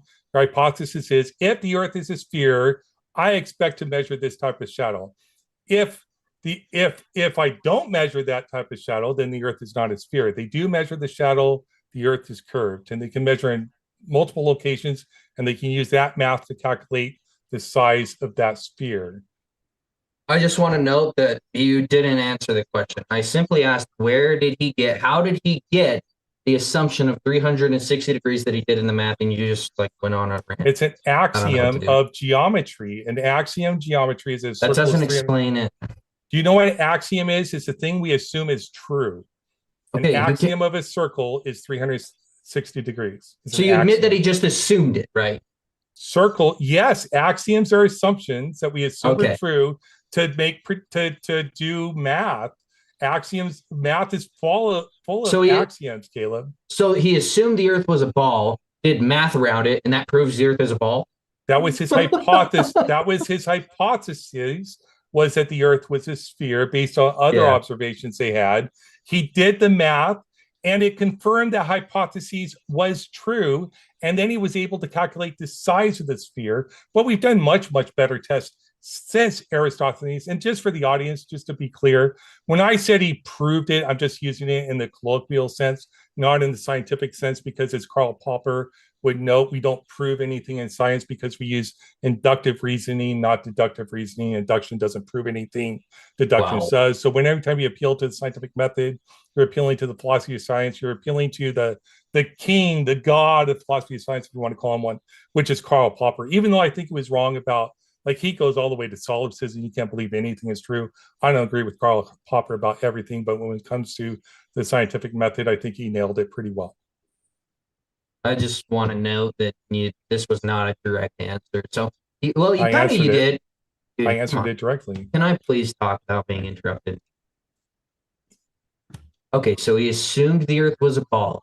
Did math around that assumption that the Earth is a ball. So in no way did he substantiate the claim that the Earth is a ball. He just committed to begging the question, affirming the concept. No, it's not a fallacy. That's how science works. You formulate a hypothesis, which is an assumption, then you test it. Okay, but he didn't affirm the hypothesis that the Earth is a ball in any way, shape, or form. He just assumed with the measure. He did with the measurement. No, dude. Oh, yes. It's crazy. Wow. Let's move. I think the audience can decide if you understand that.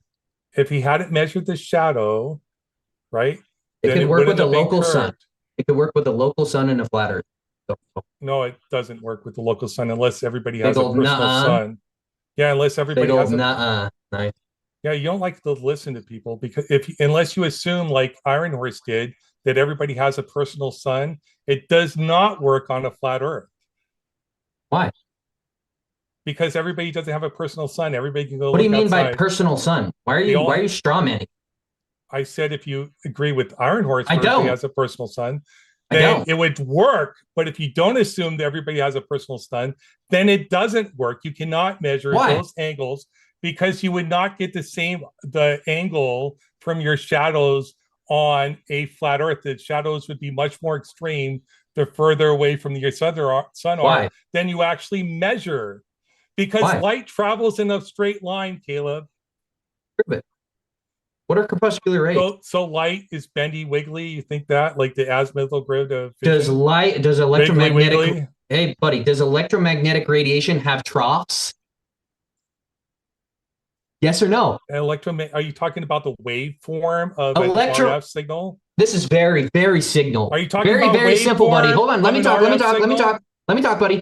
Does electromagnetic radiation, which is a form of light, does it have high troughs, highs and lows? Yes or no? Very, very simple. Yes or no? You're using non-normative language. If you're talking about electromagnetic, it was a yes or no. It was a yes or no. If you're talking about, I'm going to answer the question. Wow. Because you're using poor language, so I have to clarify what it is. So if you're talking about waveform propagation, there are peaks of the waveform as it propagates to the atmosphere. That is correct. We don't call them valleys. Does it have highs and lows? Highs and lows. We don't call them highs and lows. We call them the peak of the waveform. So it's not in a straight line. It's not in a straight line. It depends on the. I can't. So you're talking about RF, right? When we transmit RF, no, it has a frequency. No, I'm not talking about RF. I'm talking about the entire spectrum, Ozien. I know you don't understand, but the entire spectrum is measured based on the troughs, the highs and lows of the signature. They have a waveform, correct. So they're not straight, correct. They are straight. They traveled straight, Caleb. What are crepuscular rays? What? This refraction What of are light. Crepuscular rays? So your Gish Galloping changing topic, just want to point that out to the audience before I answer the question. Before I answer the question and before you make faces and stuff like that, which should I do my other button? I have more of them. Anyways, crepuscular rays are refraction of light through the Earth's atmosphere that shines onto the bottom of the moon. So it gives a cool effect that we all see, but it's perfectly explained by where the sun is located, by where the moon is located, and by refraction. Like we have the models, we have the math to explain crepuscular rays. I'm not prepared. You're just gish galloping, changing topics, because you're not prepared to cover this debate. You just want to kiss Kaleb and say, "Oh, look, this guy over here can't perfectly explain every phenomenon in reality. He's a dummy, and I won." You have provided zero evidence to prove that the Earth is a flat, infinite plane. This guy believes the ocean Earth, surface is level. He believes the Earth is perfectly, infinitely flat. Like no, there's topography, straw man. Reality. Highs and lows, dude. There's mountains. There's mountains, bro. Okay, so he believes it's an infinite topography of the Earth, like Kyle Adams does. Are there infinite people? That's straw man. Why are we talking about population? Because it's an observed claim. Red herring. Red herring. You made the claim that the Earth is an infinite flat plane, dude. You made the claim. I'm ready for super chats. Ask me a question, LA. I know that you're just trying to waste time to get the super chats. Hold on. Let me get my point out. Let me get my point out. I can tell you're just like literally red herring and just making this literally non sequiturs to try to waste time so that we get to questions. You haven't directly answered any questions. You didn't. Projection. I do want to. All right. So, do you guys have any topics you'd like to cover before we do go into the Q&A? I haven't got a straight answer to anything. I mean, he hasn't substantiated curvature. He hasn't substantiated the theory of relativity. He hasn't substantiated anything. So I almost feel like the back and forth is pointless because everything's just been avoided that I brought up. Anybody. And all you're doing is projecting your own debate tactic. And I have answered all the questions. You just don't like the answers. This is our opportunity to go into the Q&A. I want to say, folks, if you happen to have questions and you're new here at Modern Day Debate, if you put in a super chat, those go to the top of the list. Appreciate all of your questions so far. We've got a lot of them, but gentlemen, do you guys have any limitations on time? Because I actually have as much time as we need, but let me know if you guys have to cut out any time soon. I'm good to go. I do have an after show on my channel, Matters Now. Caleb's welcome to come on, but I can postpone it, so I'm good. You got it. We're going to jump into this. Thank you very much, gentlemen, and thanks, folks, for your questions. We are at 313 likes. Thanks so much for your support. And like I said, it is a message to YouTube. If you enjoyed this debate, and don't worry, we've got plenty of juicy questions coming up, you can tell YouTube, like, hey, give me more of this. I like this. I like that.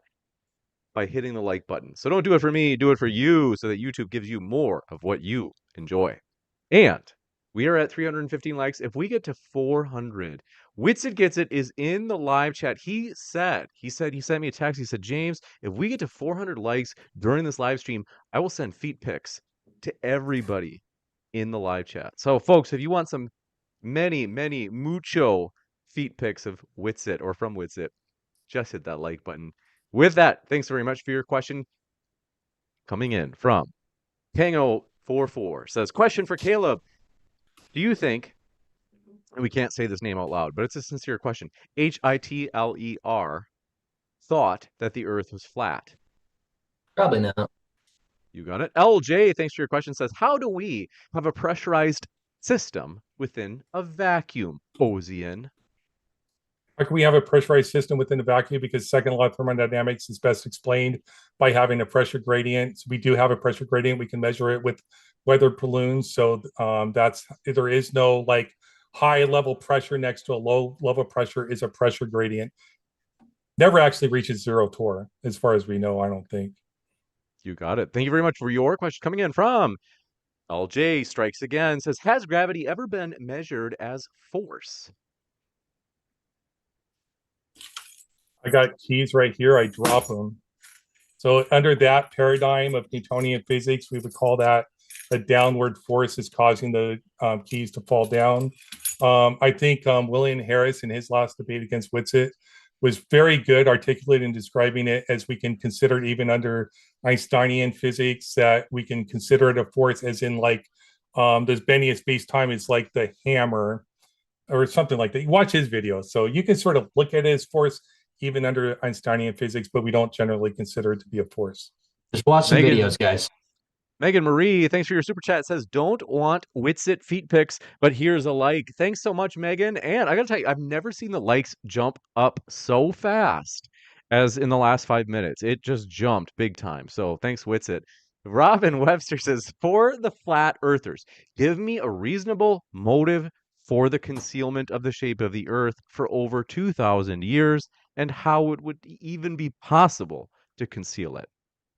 Usually I don't entertain this question because it's much more logical to look at the evidence for the Earth being a level plane rather than asking like why they would want to hide it. But I can postulate some theories. I would say to hide God, to hide intelligent design, because if the Earth is intelligently designed, separate from the celestial bodies, that would prove that God exists and designed the Earth, as well as $100 million a day to NASA. Money's a pretty good motivator. I don't know. They want us to have a fantasy-based reality where we believe in things that don't actually exist, so we're not critically thinking. Just a couple. You got it. And this one coming in from LJ says Ozien brought up the Big Bang while reading his intro. Scientific evidence relies on repeatable experiments. When has the Big Bang ever been repeated? So we don't have to repeat the Big Bang to be able to repeat the empirical testing we've done to confirm that the Big Bang is most likely explanation. So all the Big Bang is talking about expansion from a hot dense states. I guess I'm not expert on it. And what we've seen is the cosmic background radiation and redshift. So that explains expansion in the Big Bang theory. We could hypothesize. So people often like strawman a little bit with the singularity. The singularity is a mathematical artifact. If we apply like the theory of relativity fully to the Big Bang, go backward in time, we would have to get to a dense state where it actually forms into a singularity. But that's more a hypothesis based upon the theory of relativity. But what we do know is that gravity breaks down at quantum states, and we don't have a full theory of gravity, so under quantum gravity. So it may be the case that maybe it doesn't reach a singularity. We just don't know beyond the state of expansion. So we don't have to re-see the Big Bang. We just have to be able to perform the tests that measure the results based upon that hypothesis, which we do all the time. Can I make a note? Just a quick note. Is that cool? I'd recommend really everybody short, look up. pithy. Yeah. I'd recommend everybody look into the book called Seeing Red, written by Halt and Hart, debunking redshift and blue shift in the modern form. So I just recommend people look at that book, and you can debunk everything. This one coming in from Kang044 says, question for Kaleb.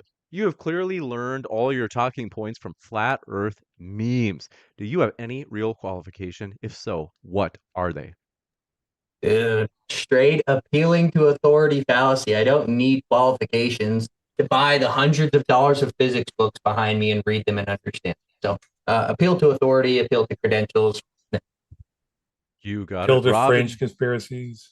Robin Webster, thanks for your super chat, said, why do flat earthers refuse to go to Antarctica when offered paid trips? This would be a way to falsify your hypothesis.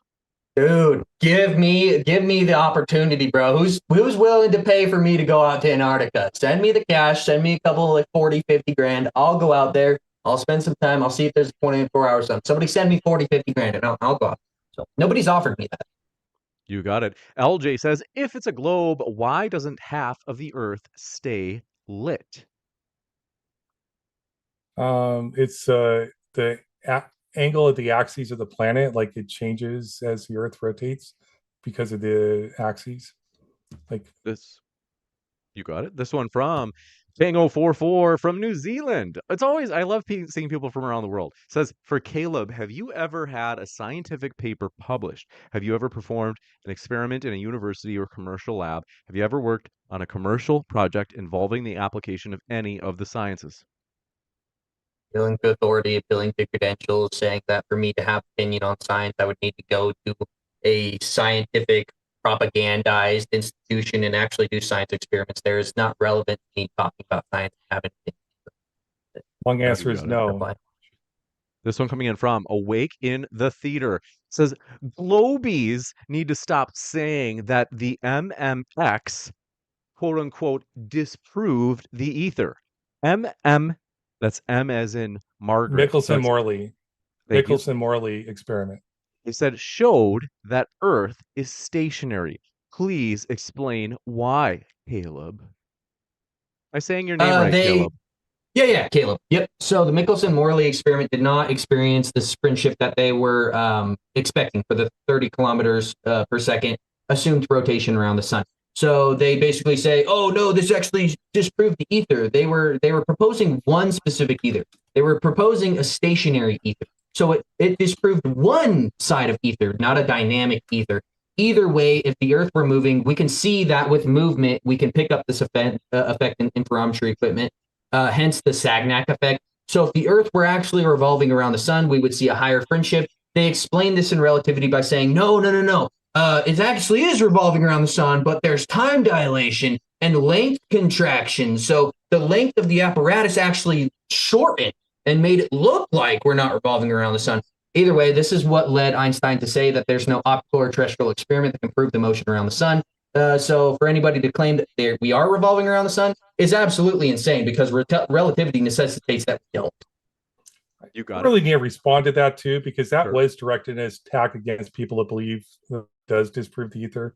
So the Michelson-Morley experiment was measuring light. It determined that light doesn't have a preferred speed. So that's all they did. So they said there's no ether for light to travel through, that light is not mechanical. That's what the Michelson-Morley did. Light doesn't have a preferred speed? Yes. So light is Preferred variant? No. What are you saying? Light's non-variant. So it doesn't, so it's not, so wait, The you're test saying it doesn't, wasn't hold to on. You're saying it doesn't have a preferred Well, I speed. never finished my statement. I let you You go don't, it on doesn't have a without preferred interrupting you. speed? What do you mean by that? So it's not constant? You It good? is constant. That's what non-preferred. So it does have a preferred speed. Dude, has you're an like, absolute speed. I know you're nervous, but try to think about what's coming up. This one coming in from, by the way, I never folks, if you- actually responded, but I'll go on. Like he interrupted me in the middle of my response, but I'm done. Go on. Next question. Sorry. I don't want to cut you off. If you'd like to say anything else, you can. I'll give you a pithy response. Yeah. So a lot of people do say it disproves the ether, but what they were trying to measure was the speed of light through the ether. That was it. This one from King144. Thanks very much.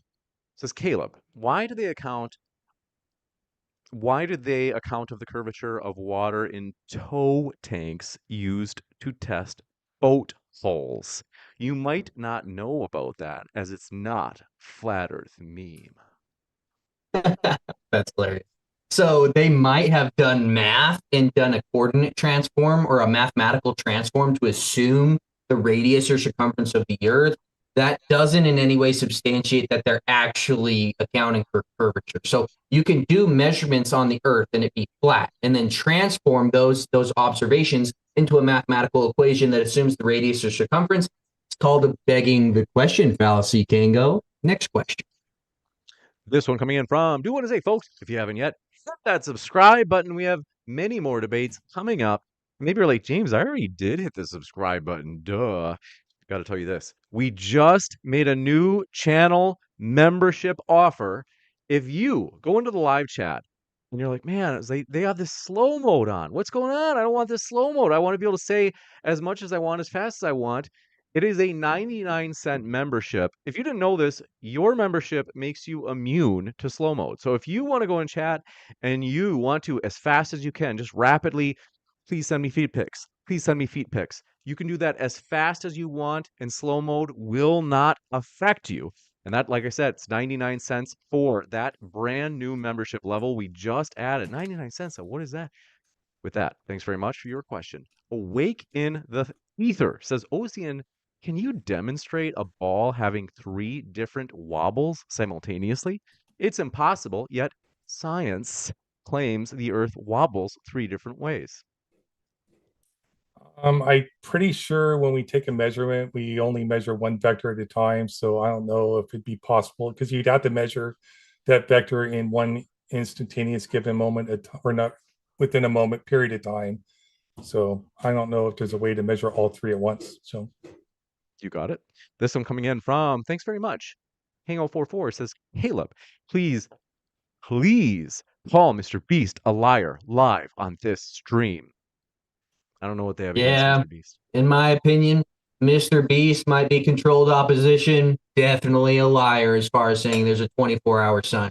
Didn't use a time lapse to show that there's a 24-hour sun. He simply just went through the day without showing clocks or cardinal directions in the form of compasses and said, hey, the sun never sets here, bruh. Okay, that video in no way was evidence that there's a 24-hour sun. You need like a time lapse of the entire day. I know you just like completely adhere to anything that guy says because it's supposedly evidence for the globular Earth, but no, he definitely lied about a 24-hour sun. We've never observed that. There's not one singular time lapse. The ones that are purported to be true have been easily debunked.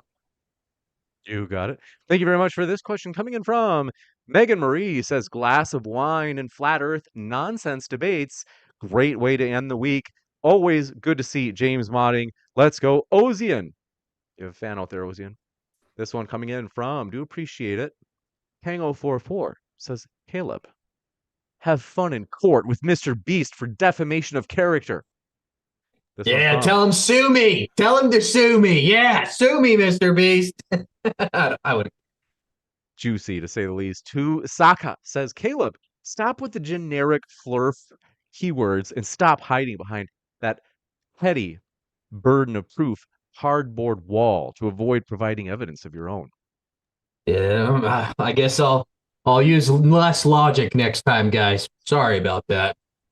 This one coming in from Deems Traveler says, Ozien, how do you explain the first transatlantic radio transmissions going 2,500 miles in the year 1910? If refraction, why didn't he put that in his diary? They didn't understand refraction like we do now. I think that's what's his name? It doesn't matter. Marconi experiment, I think, where they sent a RF signal. It's also long wave of radio and also bouncing off the ionosphere. They didn't understand the ionosphere was there. So a cool thing about long wave radios, because Kaleb was talking about before about RF, it has a waveform.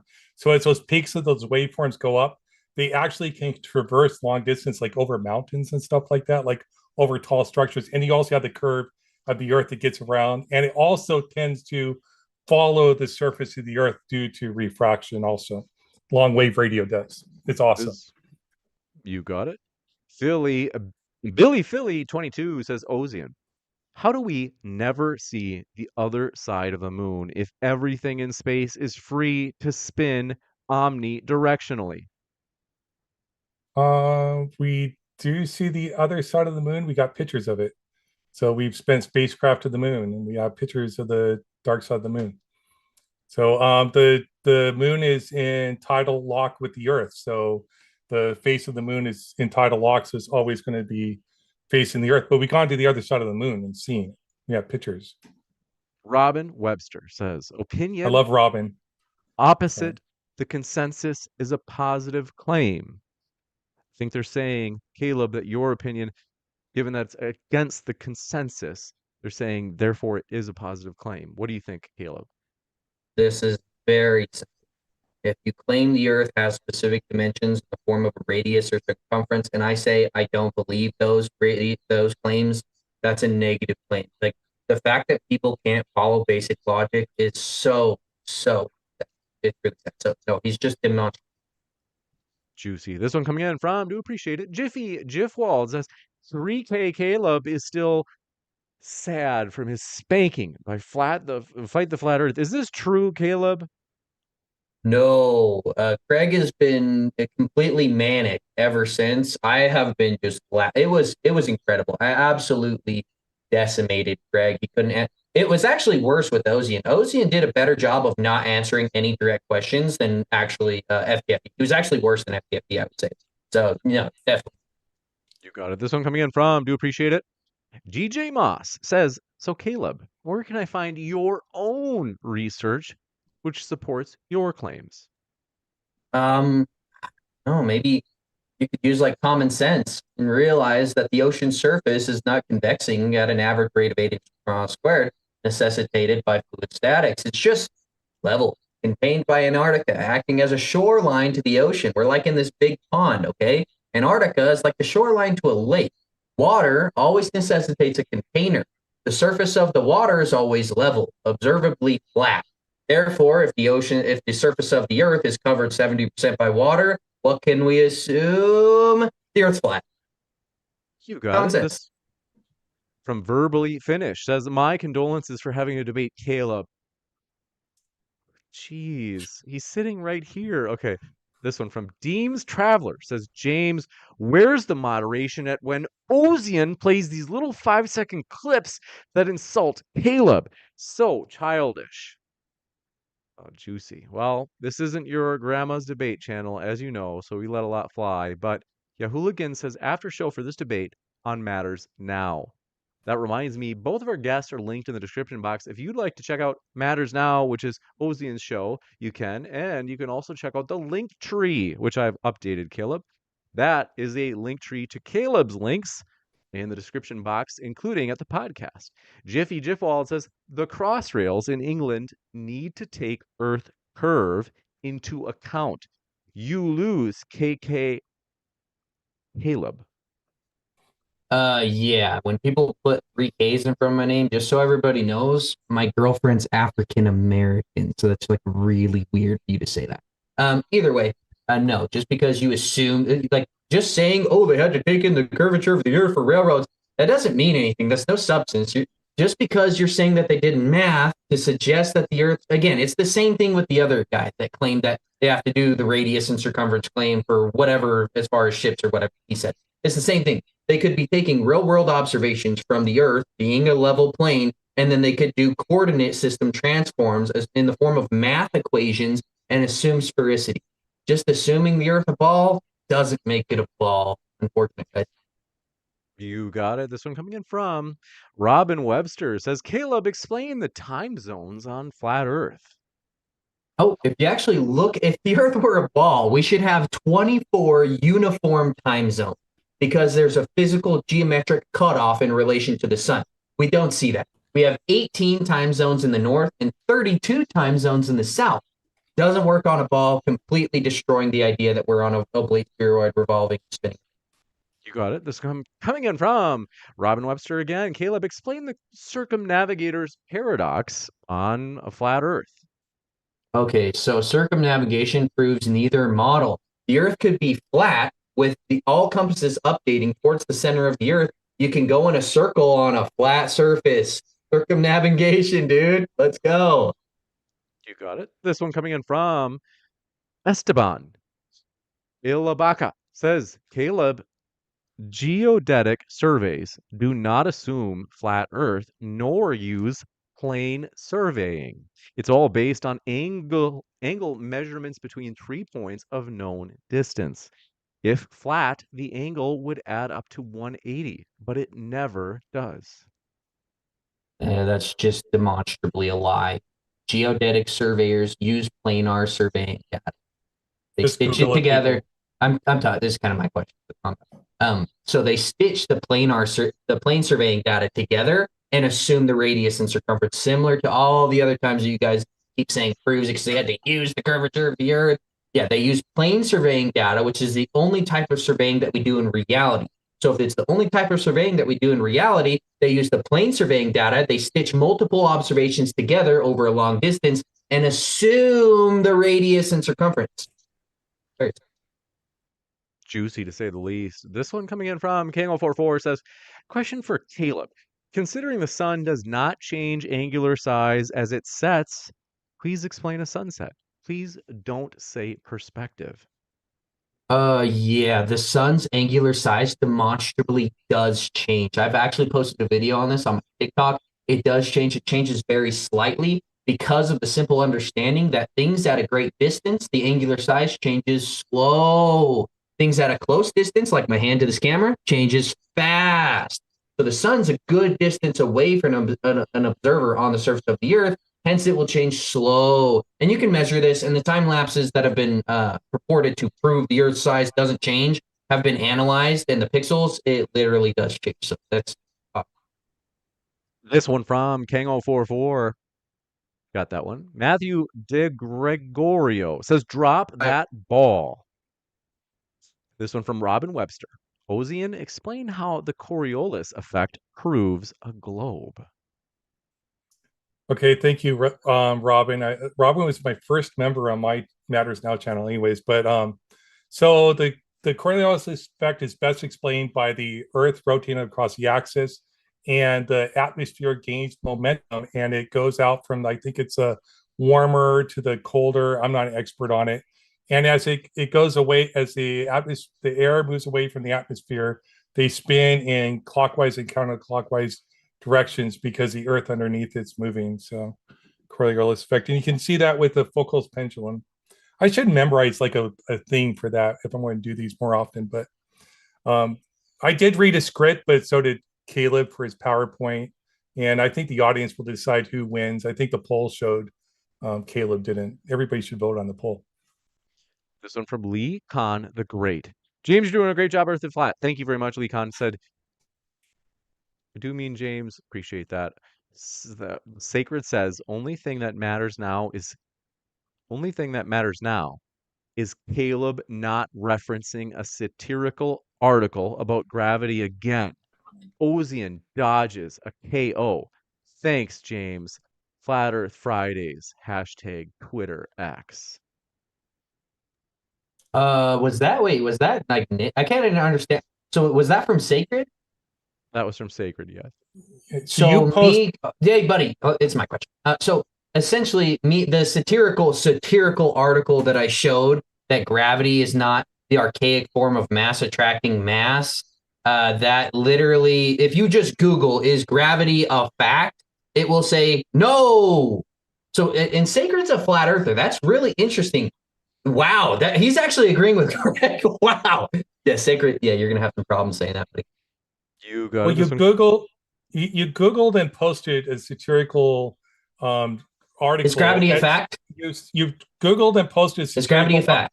You Google and posted a satirical argument in your debate with. So I guess Sacred believes in gravity now. Everybody, cool. Doesn't follow. It's just simple question. Satire. Simple question, Ozien. Try to follow along with the question. Is gravity a fact or a theory? It's an observed fact, and it has a theory that explains it. The bending and warping of space-time is a fact? That is a theory that explains the observation of things. So you just admitted it's a theory? Nope. The observation's a fact that things fall down. That's the gravity's an observation. Yeah. It's a fact. The theory which explains the observations is a theory. Falling down is a theory that explains the fact of gravity. Correct. Let's move on. Yes. This one from Theodore Paul says, Kaleb, do you have, let's see, they say you sound tiring. Oh, and a higher altitude increases the distance from the bottom of the boat. So in your view, it should limit the perspective.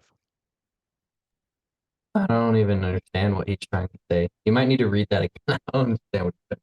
Theodore Paul says, a higher altitude increases the distance from the bottom of the boat.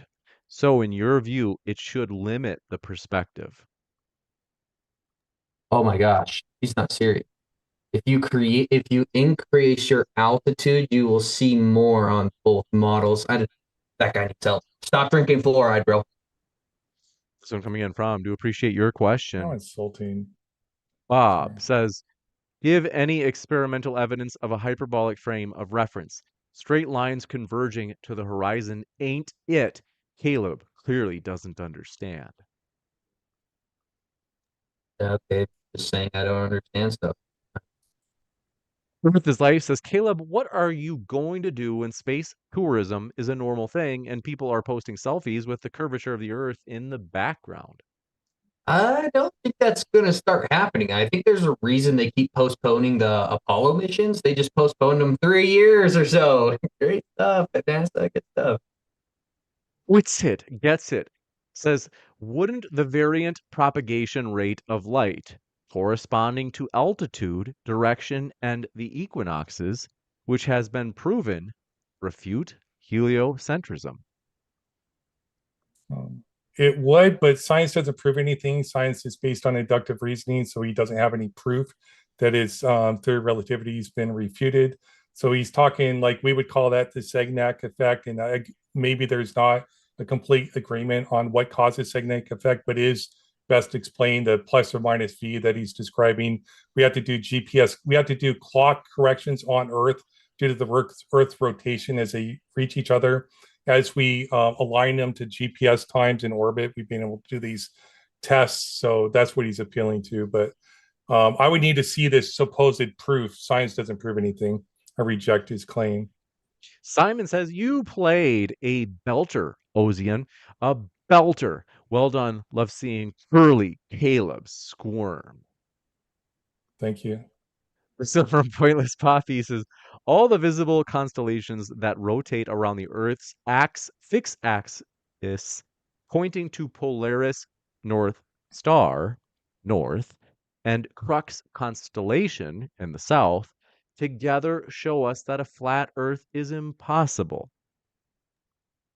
No, the North Star, even if there are a stationary North and South Star, guess what, guys? That doesn't work on a spinning, wobbling ball that's processing around the sun and shooting through space 4.9 billion miles in a singular year with an expanding universe. We would observe something completely different, and stars would not be able to be stationary. So it's actually a refutation. You got it. This one coming in from, do appreciate it. Pointless Poppy. We got that one. Jiffy Jiffwald says Caleb keeps running from presenting evidence. He knows he has nothing substantial to support his religious worldview. Did I say religious? I mean cultish. I've showed plenty of things. Just the assumption of fluid dynamics in and of itself suggests that the Earth's surface is level. Planar surveying suggests that the Earth is level. It's the only observations that we make as far as surveying in reality. They assume the Earth is flat. I don't know. Like, don't make it awkward, bro. No need to lie. This one from Philly22 says Kango 44 needs a life. Whoa. Oh my goodness. There's a war among the questioners. Okay, this one from Theodore Paul says Caleb needs picture book. Oh, how cute. He goes doo-doo by himself now. What a childish person. Tell me, what is kinematics? Kinematics is the relationships of mass to each other. I'm not sure if it might have just been that my connection was weak. Can you say that one more time? I didn't hear it. It It's chopped out on me. basically kinematics is basically bodies in relation to one another. So the relationship of the bodies to one another. Dynamics would be explaining the force behind it. Kinematics would be the relationship of the actual bodies in. You got it. And Heracles, thanks for becoming a channel member at our brand new level of I like that. Folks, as I mentioned, immunity from the slow mode in the live chat for just 99 cents. So check that out. This one coming in from Theodore Paul says Caleb needs a. We got that. Tim Pryor says, we ever going to have a debate where the flat earthers answer as many questions that they ask us? Or one where they don't talk about the globe all the time and actually give evidence for a flat earth? I mean, we pretty much did equal questions, did we not? So I think that just happened, bro. I think you saw it pretty close to that. Juicy. This one coming in from, do appreciate it. Richard Walker says, why does Caleb keep asking for pics, not feed pics, just pictures, as proof at multiple points that he would discount any as CGI, just as he does with all the pictures showing Earth from space? No, you can use pictures in the form of showing an apparatus or an experiment. I'm not just going to say CGI. I say that the pictures of the Earth are CGI because guess what? NASA admits it. Is it just me? Did I just mute you on accident? Oh, Caleb, you muted yourself. We Yeah, didn't hear I'm the just last muting five. myself. Yeah. Well, the last 5 seconds, I don't think I couldn't hear it. Okay, I'll get closer to the mic. So basically, if there's pictures of an apparatus like the Mickelson Morley, documenting their apparatus as far as laser equipment and interferometry equipment, I can look at those pictures as well as evidence in the form of English to substantiate whether something exists or not. So I wouldn't just look at a picture of like a ring laser gyroscope and be like CGI. I say that the Earth's pictures, the Earth's images that are produced by NASA, they're admittedly Photoshopped. They're admittedly computer-generated images. That's why I say they're CGI. It's because NASA admits that they are. This one from Austin Witsit Gets It says, doesn't GPS satellites using V plus C to synchronize real inertial forces and a change in velocity relative to the center of ECI frame debunk relativity? No, he's appealing to like the forces we actually measure, which is kinematics, without trying to figure out what the causes of those forces are. So unless he can show some type of causal mechanisms that's causing that plus or minus v, and not just saying it's a measurement we make with on Earth, because we do have the theory of relativity that explains it, and we do have the Segnet effect that is explained, that the theory of relativity explains on a rotating Earth. You got it. This one coming in from, do appreciate it.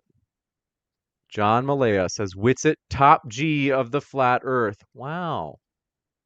Run Boston Bear says, William and Witsit, what prompted Albert Einstein to derive special relativity? Oh, we got that. That was actually from a past one.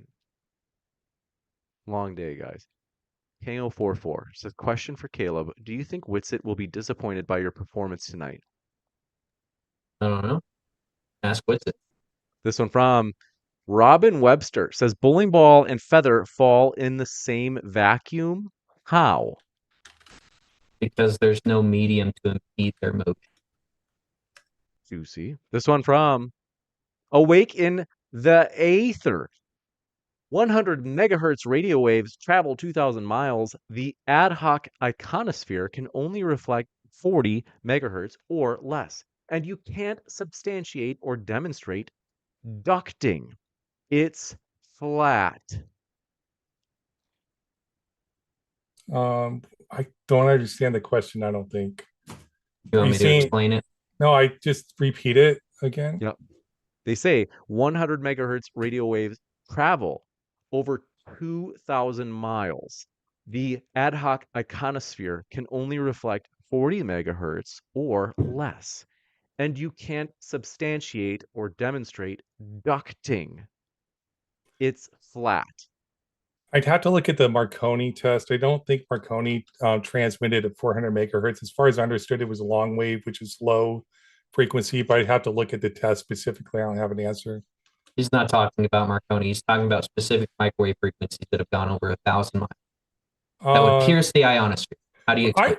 I work with microwaves and the work I do. So we use them for protecting high voltage power lines. They do not travel further than they should. We actually have problems with tower sway. And so what you get is one tower would be at a higher elevation than the other. You do get some refraction, but there's nowhere on the planet where they're installing microwave towers in two locations that's not accounting for three things: the height of the tower that's transmitting, the height of the tower that's receiving, and refraction between the two towers. This one coming in from, do appreciate it. Pointless Poppy says, what is the acceleration if it's not gravity? A relationship of buoyancy, density, and electrostatic. So if there's essentially, when you're measuring the 9.83 meters per second squared, which is an average that fluctuates, when you're measuring that, there's no medium to impede the motion of the mass. So if you evacuate all the medium out of the atmosphere in the form of a vacuum and then drop two pieces of mass, of course they're going to drop at the same rate. There's no medium to impede them. They're just falling through a vacuum. This is extremely simple. It does not require the ad hoc assumption of bendy, warpy space. But you're not explaining. You're just saying there's kinematics. There's an observation we make, and we can see the interactions, but you cannot explain what's causing the thing to happen. You have not. There's no impedance in the form of atmospheric or any gases. So there's no medium. So there's nothing to impede their motion as they fall to the earth. There's your explanation, buddy. You're just appealing to observations. You're not explaining what's causing it to happen. What's appealing to observations? Wow, I've never heard that before. That's incredible. It's not my problem. It's just called English. Your argument from incredulity isn't an argument to quote yourself because you don't understand my question. Okay, getting weird. Let's move on. Well, quoting you. We're coming in from 398 likes. Thanks for your support, folks. Seriously, it means more than you know. We are so close. Just 2 more likes and so many feed pics from Witsit. Theodore Paul says, Cal, what is the equation for a 2-point perspective? I think they mean Caleb. Cal? The equation for a 2-point perspective. Yeah, I'm not going to be able to quote that math equation. That's pretty weird. I don't know. Yeah, I wouldn't know. I'd love if you showed it to me, though. I'd have to see a picture myself. So you got it. This one coming in from, do appreciate it. caught in the middle. Says micro and telescopes work. There's math between mirrors. How can we see so close and so far? No one disagrees with telescope and microscope mirror math. Who's that Okay. for? No I think it was It's for not you, really- but I might be wrong. I don't know. It doesn't seem like a coherent question. Like just saying like the math from microscopes and telescopes are accurate. There's no way to deduce the distance to an object with a You got it. This one coming in from Tim Pryor says, so matter takes up space. If space doesn't exist, then ask him, where does flat Earth exist at? So this is just a really bad understanding of the word space. So there's one definition of space being A to B, which is a measurement of actual distance. And then there's another definition of space being a vacuum. Two different definitions of space there, buddy. This one coming in from, do appreciate your question. Witsit gets it. Ozien's twin brother. I don't know if you guys know that, but they're brothers. He says, Ozien, you do realize the statement, quote, space philosophically is something, unquote, is nonsensical, right? Your religion claims space is a privation. Okay, I guess I'll look up the definition for space when it comes to physics. You're saying it's a privation of mass and energy. My claim is that space is made up of mass, energy, and fields. So space definition, physics. Okay, what's it say? Space is a three-dimensional continuum containing positions and directions. In classical physics, space is often conceived in three linear dimensions. Modern physicists usually consider it with time to be part of a boundless four-dimensional continuum known as space-time. Wikipedia, the first century, I see nothing about privation. I understand what a vacuum is, but space is like everything. Everything's contained within space, everything, including me right now.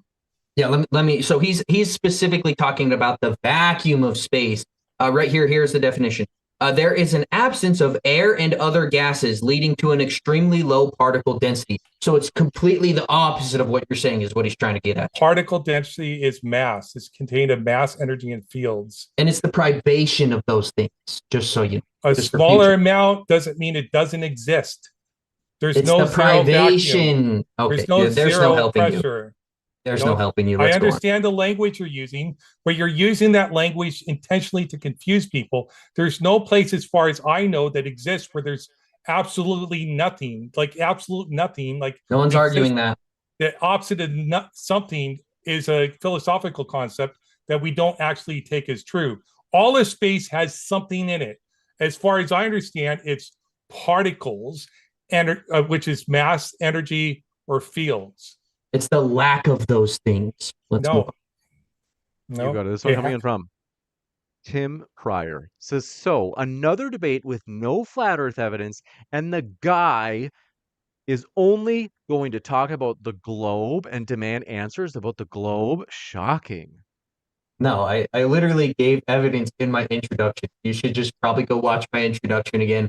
Again, guys, planar surveying, fluid dynamics. It's the default position to assume that the Earth is flat because it's the only way we observe the horizon being horizontal.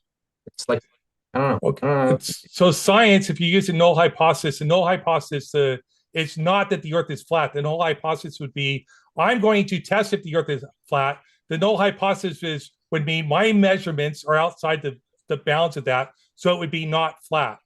The null hypothesis, your presumption should not be any shape, let alone an infinite flat plane. That was not relevant to the topic. It was. Theodore Paul says, hey, or Caleb, I teach 13 and 14-year-olds, and you act like them. And a vacuum isn't strong. You're ignorant. Physics. Grow up and get some art on those walls, you soy boy. I added the last part, but go ahead. A lot of ad hominem. That's very cool, man. Very good arguments for the Earth being false. This one from Kyle G says, great to see you again. Oh, thanks for your kind words. Says, question for Ozien. Was the Eddington experiment accurate? If yes, then could you please tell us why it was? If no, then could you explain why it wasn't? So this was a observation of the lensing of light around the sun. So what we did is Einstein's theory of relativity predicted that light would curve around a gravity well. We knew like what to expect, like a specific star placements. And Eddington predicted based upon Einstein's model that we would see these stars lens in the specific location rather than where they actually were due to the gravity well of the sun. He went out there and he did that experiment. They were exactly where they expected to see it. So it supported his hypotheses that theory of relativity would explain where those stars would appear to be in the sky. So I would not say it proves or disproves anything.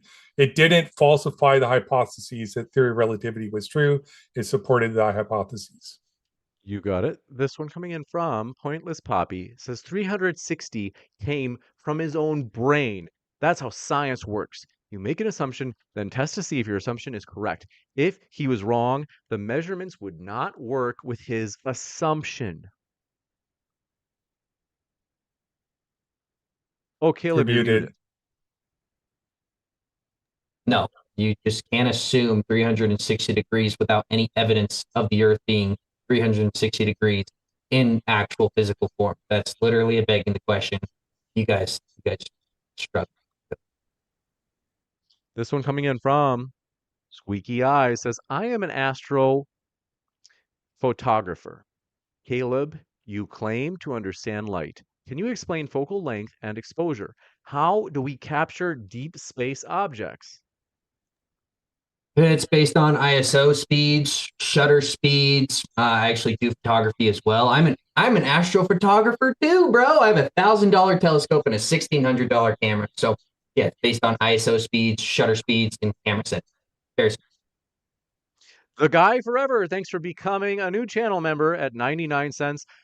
Welcome to, I like that.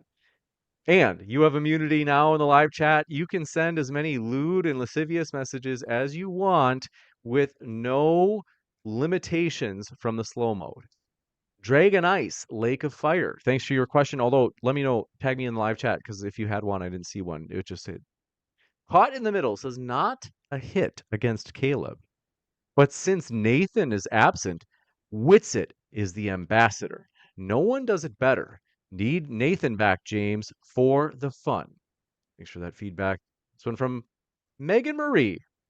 We got that one. Thanks for that one. Squeaky Eyes, we got that one. Adam Johnson says, question for Ozien. You ready for this, Ozien? Are you feeling good? I'll try. You feeling lucky? I'm listening. Punk? They say, do you agree NASA wouldn't need money if there was infinite resources from an infinite plane? Well, money is just like the oil. Like, this is an economic debate, but money's like the oil to keep an economy fluid and flowing. To get resources, you're going to have to use that oil to grease the wheels, I guess you could say, to be able to convince somebody over here to give you the tools and equipment and the material you need to build this over here. So if you would need the money. Yeah, I don't understand the question.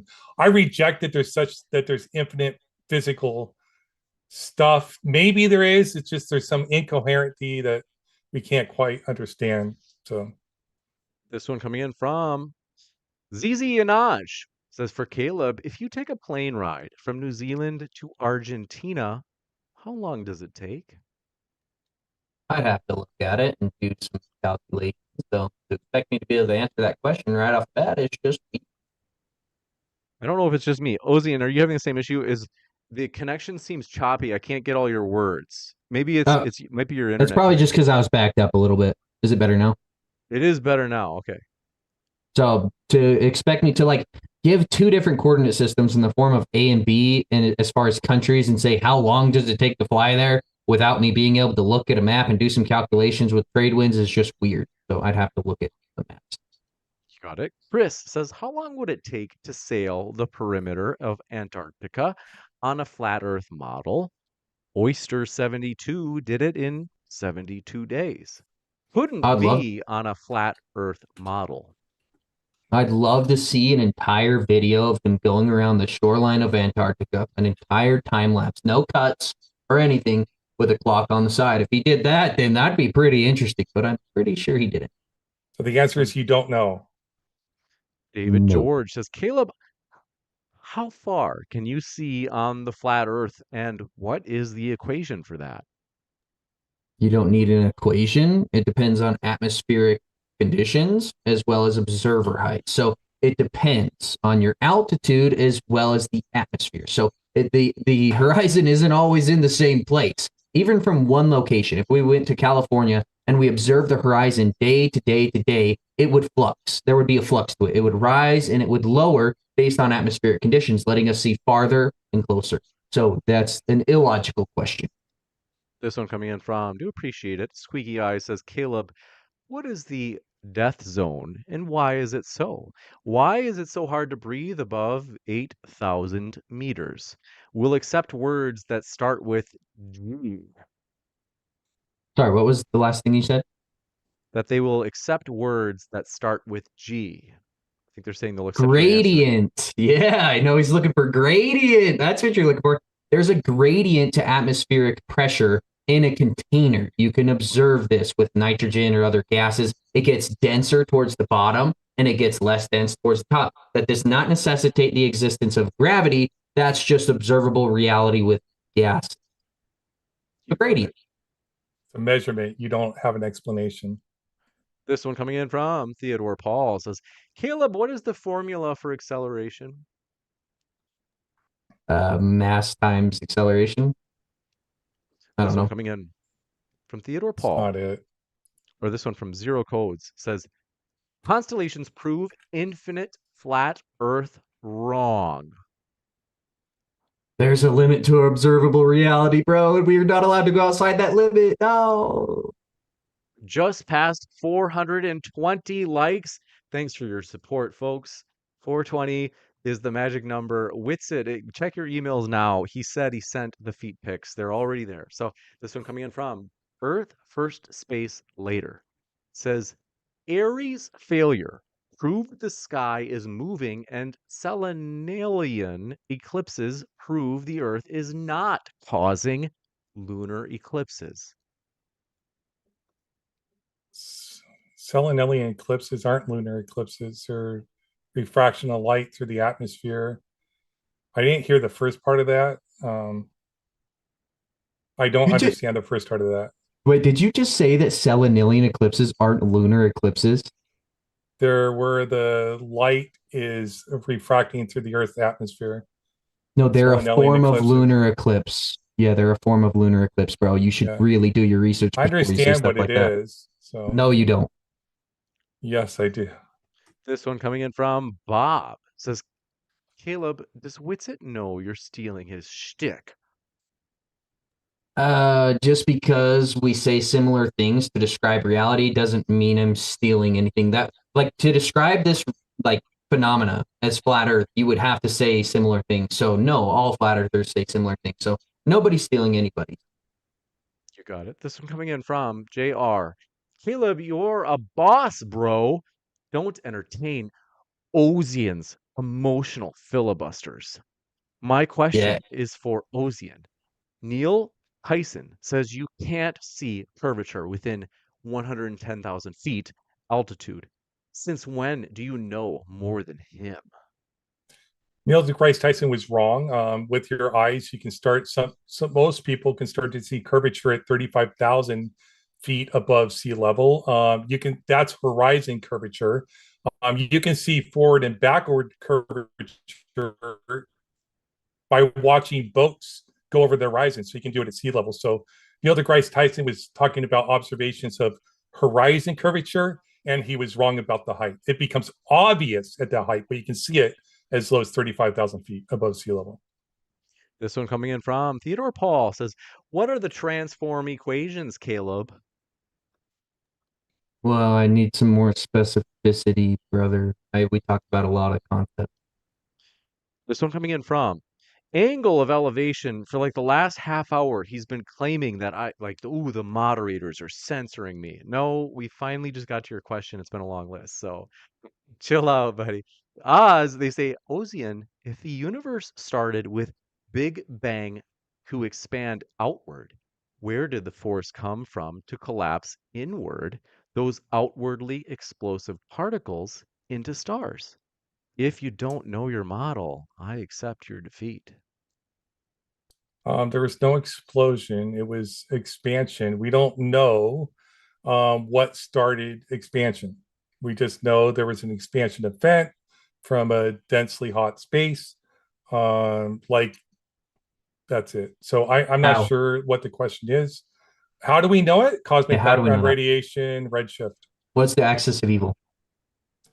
Some claim people make about the problems with the Big Bang Theory. I'm not familiar with the actual claim though, but I've heard it stated before by other flat earthers. I don't care. Should probably learn that arguments if are. you're going to claim that it proves the Earth is expanding, that the universe is I expanding. never Probably know what that said the is. Earth is expanding. So The expansion. universe. Yeah. Okay. I've heard the argument before from flat earthers. I just haven't looked into it. It doesn't matter. And this was my question for me, and you just asked another question that's sort of unrelated. It's related in a way. I get it. This one from Robin Webster says, great job, Ozien. And why does the sun rise at different times on Earth? I think that's for you, Caleb. Why does it rise? Because it's lowering and higher in the sky, and it's getting further and closer away from the North Pole, depending on the time of the year. This one coming in from Professor Phil Bell says, Caleb, if 24-hour visible sun in Antarctica is proven, will you admit Earth is a sphere? It'd be interesting evidence. I wouldn't immediately just say, oh my gosh, the Earth is a ball. That's definitely not what I would do, but it would be interesting for sure, but that's never. This one from Kango44 says, question for Caleb. How do you know the Earth is 70% water? Is it just selective skepticism? That's the mainstream idea of how much water covers the surface of the Earth. Like, I don't know. Like, maybe it's wrong, but that's just the mainstream narrative. Mainstream science, dude. Yeah, I accept it. Sure, I can accept some and not all of it. I don't have to accept. Hold on, my question.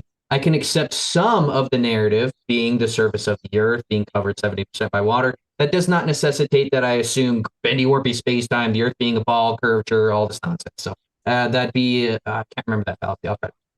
That was a claim of selective skepticism. So, and cherry picking. But yeah. This hasty generalization. Coming in from Tim Pryor says, Caleb, millions of people have jobs depending on gravity's existence. Yes, it's a fact, you ding dong. And learn the difference between theory and scientific theory. So it's a fact that mass seems to fall at an average rate of 9.83 meters per second squared to the surface of the Earth. Now we have to figure out why it does that. And the theory of gravity is a theory to explain why that fall rate happens. Everybody agrees that mass falls at that rate, buddy. We got to figure out the why. And bendy, warpy space-time has never been substantiated and never followed the strict explanation of the scientific method with independent, dependent variables in control. It hasn't been explained to your satisfaction. Most people accept the explanation of the tests that have been done. Can you explain the bendy, warpy space-time assumption using the scientific method every single step and using controls in the form of independent and dependent variables? Please do it. Go. I can post the papers. You can read them. Yikes. I can post papers. Yeah. This one coming There's in from selective skepticism. Sorry. Brian Lewis says, Caleb, can you explain gravitational lensing in your model? You'd have to substantiate that gravitational lensing happens. Like, you guys just like affirm the consequent and then ask how it happens. Gravitational lensing has never been substantiated again using the strict steps of the scientific method with independent, dependent variables and controls. It's never been proven to exist in reality. It could be a form of electromagnetic retardation, things like this, but this one coming in from Sarah Jones says NASA needs to take a string of LEDs to the moon to spell out, quote, "We are here," visible from Earth by telescope. This one from Martin Camus says, Caleb, how does your model explain our 24-hour polar nights here in Nunavik, Canada? I don't know exactly. Oh, in Canada? I assume that's very northern Canada. So the sun is on its furthest declination at the times that you're seeing that. And there's attenuation to EMF and EMR over distance, meaning dissipation in the atmosphere. So the sun is too far to push its EMR or EMF through the atmosphere to reach. You got it. This one coming in from, do appreciate it, Kennedy Carter. Flat earthers are far right grifters. Is this a psyop? I am not political. I am not right or left. So that is a lie. I think that all politics is. So I'm definitely not far right. Robert Tozzi says, Ozien, how does a soda can with 3 times the pressure of the atmosphere pop when opened? Shouldn't gravity hold the gas down where alleged gravity is strongest? No, because at the top of the can, there's 1 atmosphere of pressure. If you're at sea level, within the can, for that small amount of air, there's 3 atmospheres of pressure. The fluid in there really doesn't compress. It's a lot harder to compress fluid. So really, all the compressing is that small amount of air at the top of the can. When you pull the tab, what's being released is that small amount of air that's equalizing with the 1 atmosphere of pressure above the can. So it's the liquid inside that's pushing it out. I don't like this one from your twin brother Witsit says all engineering requires assuming the earth to be flat up to 100 square miles. Wouldn't you need to account for curvature if earth was actually a globe? No, because you can 100 square miles. I'm not sure about the drop in there. It depends on what you're doing too. I think if you were doing like a bridge and you're building the supports for the bridge, they do actually have to do geodesic surveying to be able to determine how to build the pylons and stuff for the bridge. But there might be other applications where you can use like the 100 square miles as a rough estimate, because we can, like, even like the work I do, some of the results can be within 20% error depending on what we're trying to protect. Other things we try to get within a 3% error depending on what we're trying to do. Other tolerances could be like a 1/4% error, an 1/8% error. So it depends on the application. How precise we have to be determines what type of method we use to make it simpler to do the job we need to do. This one coming in from, do appreciate it, Robert Tozzi says, Ozien, Earth's atmospheric pressure is 10 billion times 10 billion times greater than the alleged pressure space where gravity is weakest. How does this work? So right below that, so we send weather balloons up and we can measure that the atmosphere does go lower. So if he's comparing the atmosphere at sea level with the atmosphere of what we consider like the Kármán line, which is I think is 100 miles or like 80 kilometers or something like that. Somebody could post that up, what it is precisely. Then it's not going to be that much greater atmospheric pressure here. But the difference in atmospheric pressure between what we consider Earth and what we consider space is very, very negligible. The only reason why stuff gases off is due to heat and expansion through that. Otherwise, the gravity holds it like our gas in, sort of stabilized at that pressure gradient. This one coming in from Robert Tozzi once again says, Caleb, same question about the soda can versus alleged space pressure. I can ask that same question. So, no, I understand the question. Okay. So basically what he's saying is that the pressure is so great, it cannot coexist next to a vacuum with really low pressure. Low pressure systems, high pressure systems mediate. This is just a fact. You can prove this by going in a car and turning on the heat really high, getting the average heat or the signature of the car really high, and then opening the door in winter, and that heat and the cold will mediate. The same idea perpetuates and is applicable to low pressure and high pressure systems. There's no way to have a vacuum of 10 to the negative 17 torr coexisting adjacent to a pressurized system. Those two mediums would mediate. We would all be dead. It goes against common sense. You can't just say gravity. Gravity's never been. This one coming in from, do appreciate your question as well. Tim Pryor says, okay, fine. If we're so dumb, namely Globers, start using flat earth technology and not ours. I bet you can't. Oh, well, Witsit just detailed the way that we already do that. So. Juicy, this one coming in from Pointless Poppy says there's nothing to impede the motion, but why is there motion at all if there is not gravity? Because the downward vector is set by electrostatics, and electrostatics permeates vectors. Very simple. Like electrostatics are an upward pressure from negative to positive because that's the direction of electron flow. You can ask a physicist, not an engineer. You're just wrong. Positive flows to negative. Why do things ground? Does positive ground to negative? Ground can be either positive or negative. It depends. I've done it both ways. It depends on the application. It doesn't matter. Yeah, you don't understand electricity. I do understand it. I do it for a living. Yeah, if you read the Feynman lectures, he literally admits that the downward vector of the positive of the atmosphere seeks ground to the earth. You don't know what you're talking about. My question, so we'll finish with my thought, and let's move. This one coming in from Beams Traveler says, Ozien ionosphere affects waves above 40 megahertz. Anything under isn't affected by ionosphere and goes through it. How does refraction explain Marconi when he used a frequency much lower than 40 megahertz?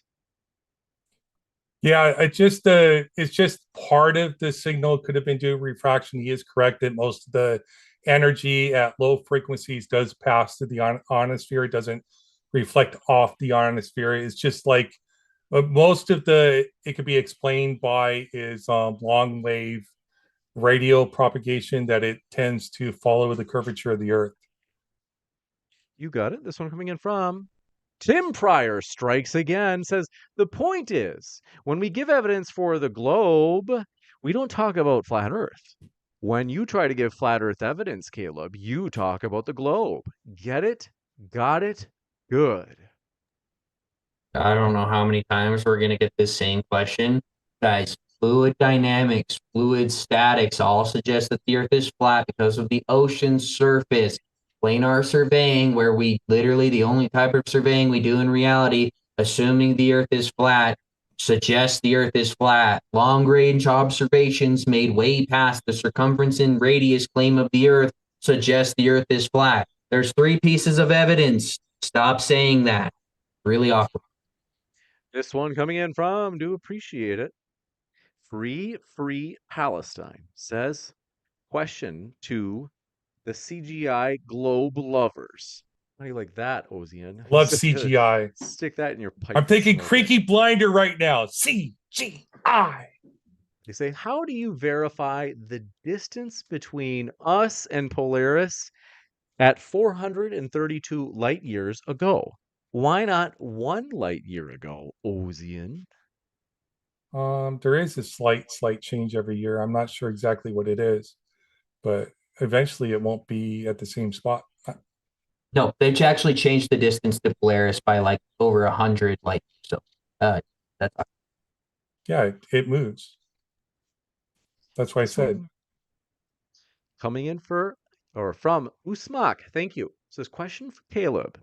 If the Earth is flat, why do navigators need to know what a loxodrome is?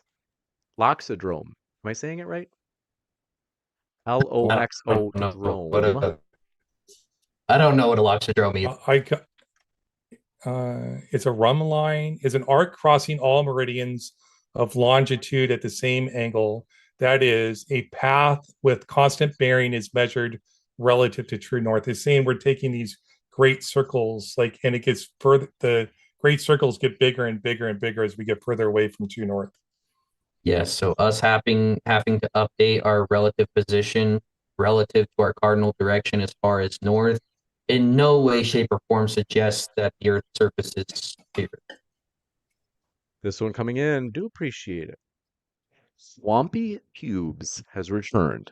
Says for both, what specific evidence would you need to see in order to switch each other's positions? Great debate tonight, by the way.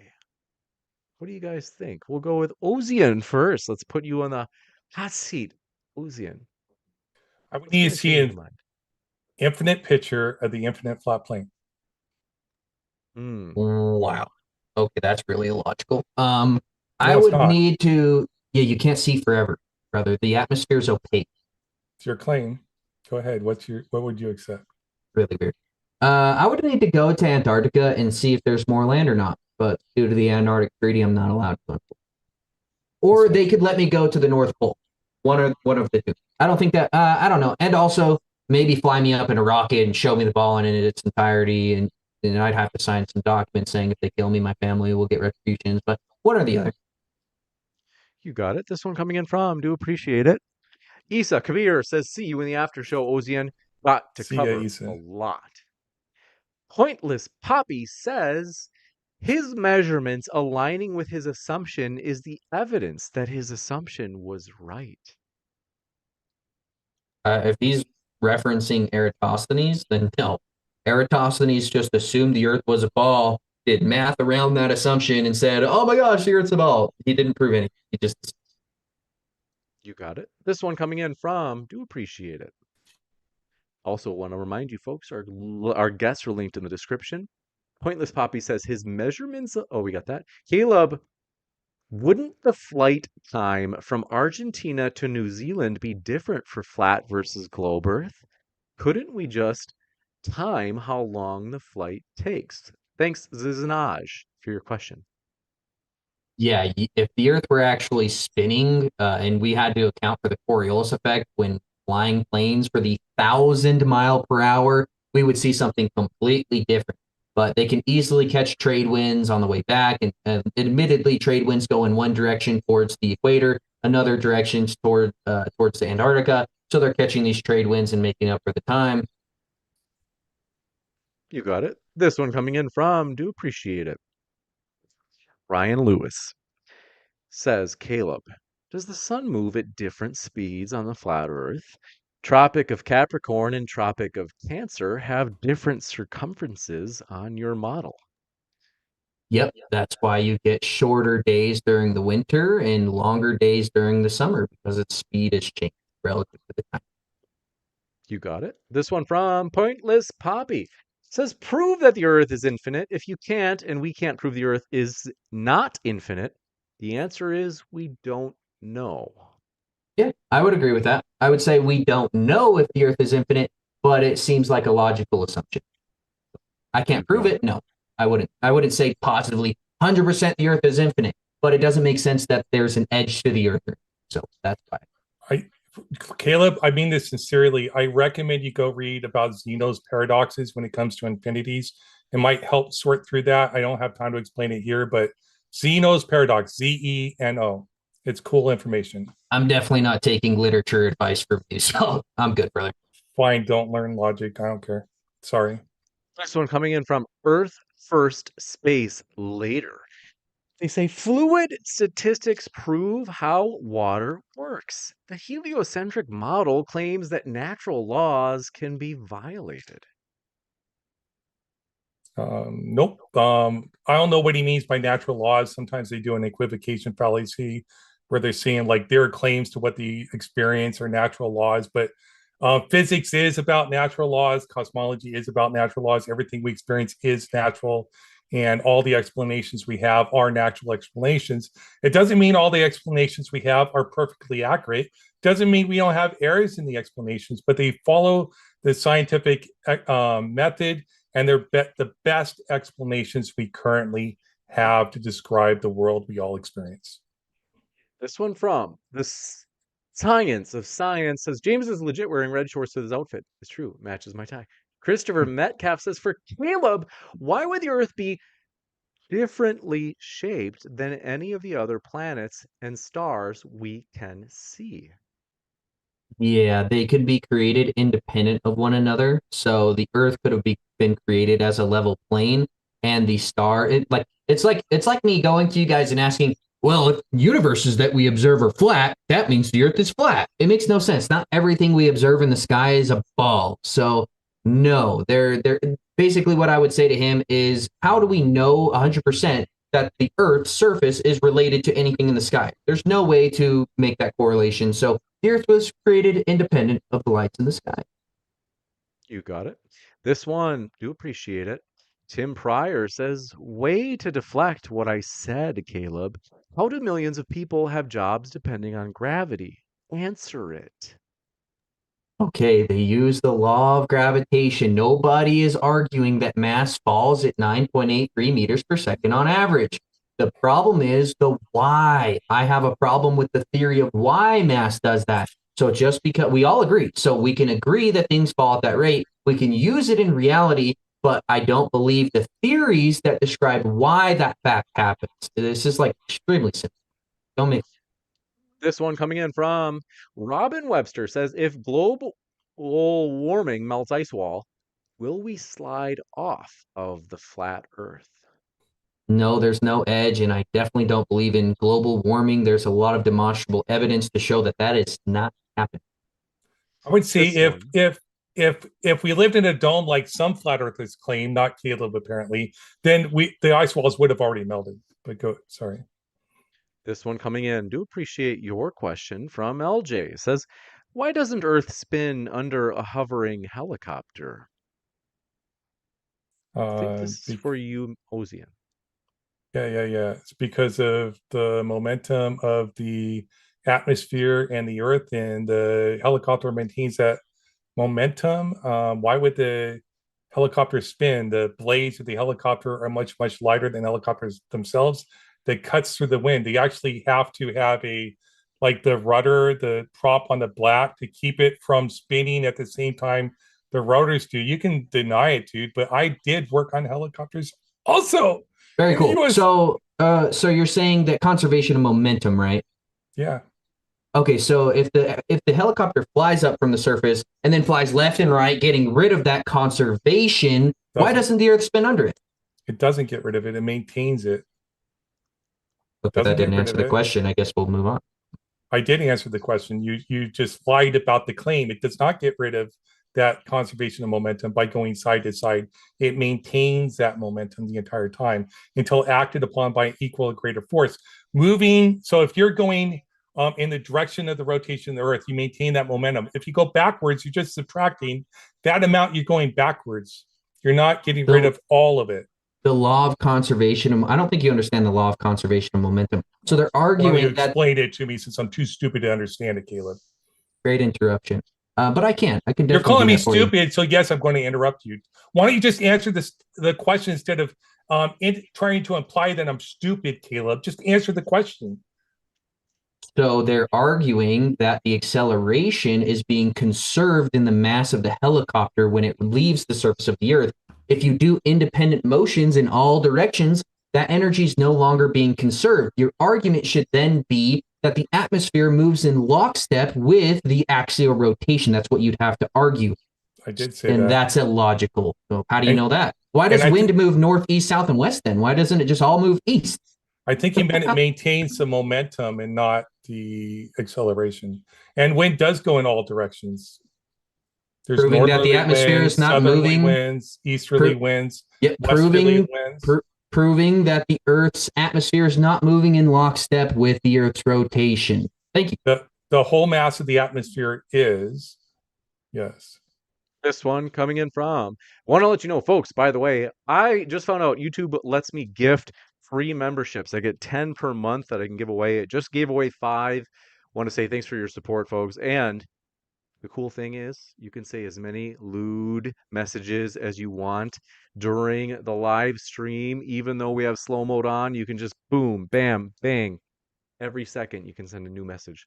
This one coming in from LJ. Oh, we got that one. King044 says, Caleb has never formally studied, never worked in any field, has no published works.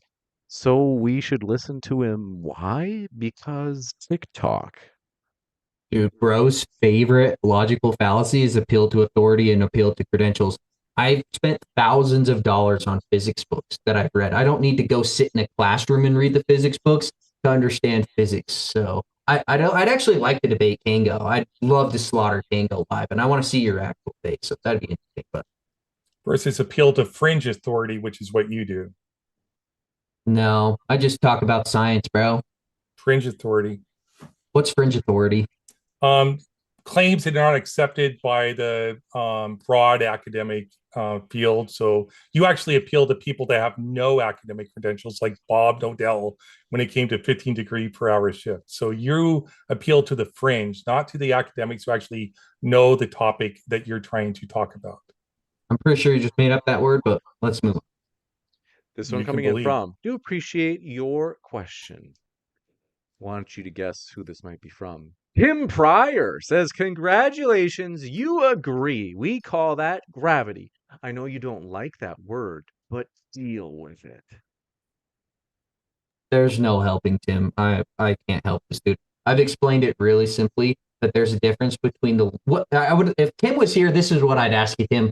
What's the difference between the law of gravitation and the theory of gravitation? That answers your question. You should Google those.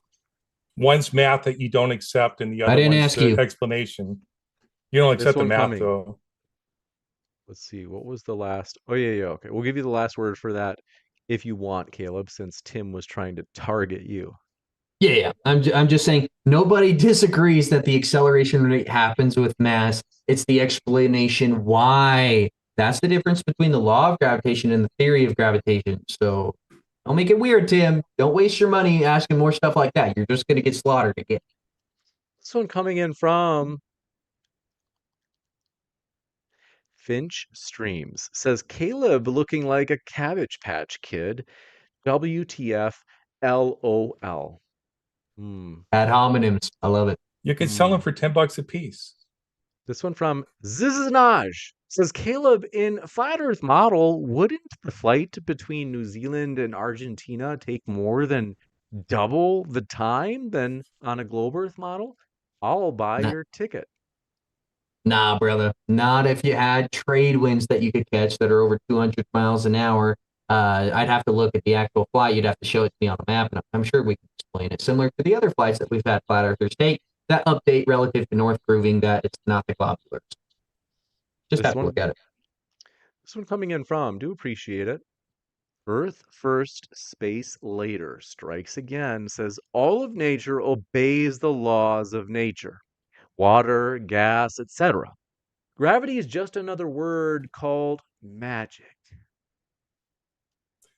Laws of nature describe reality. It's not that the laws of nature determine what reality does. So reality does whatever it does. We develop scientific laws, which are mathematical formulas to predict outcomes based upon those mathematical formulas. So this is sort of an equivocation, probably yet again. He's appealing to like what we call scientific laws and conflating it to what he calls natural laws. So like God could create a natural laws that govern how everything work.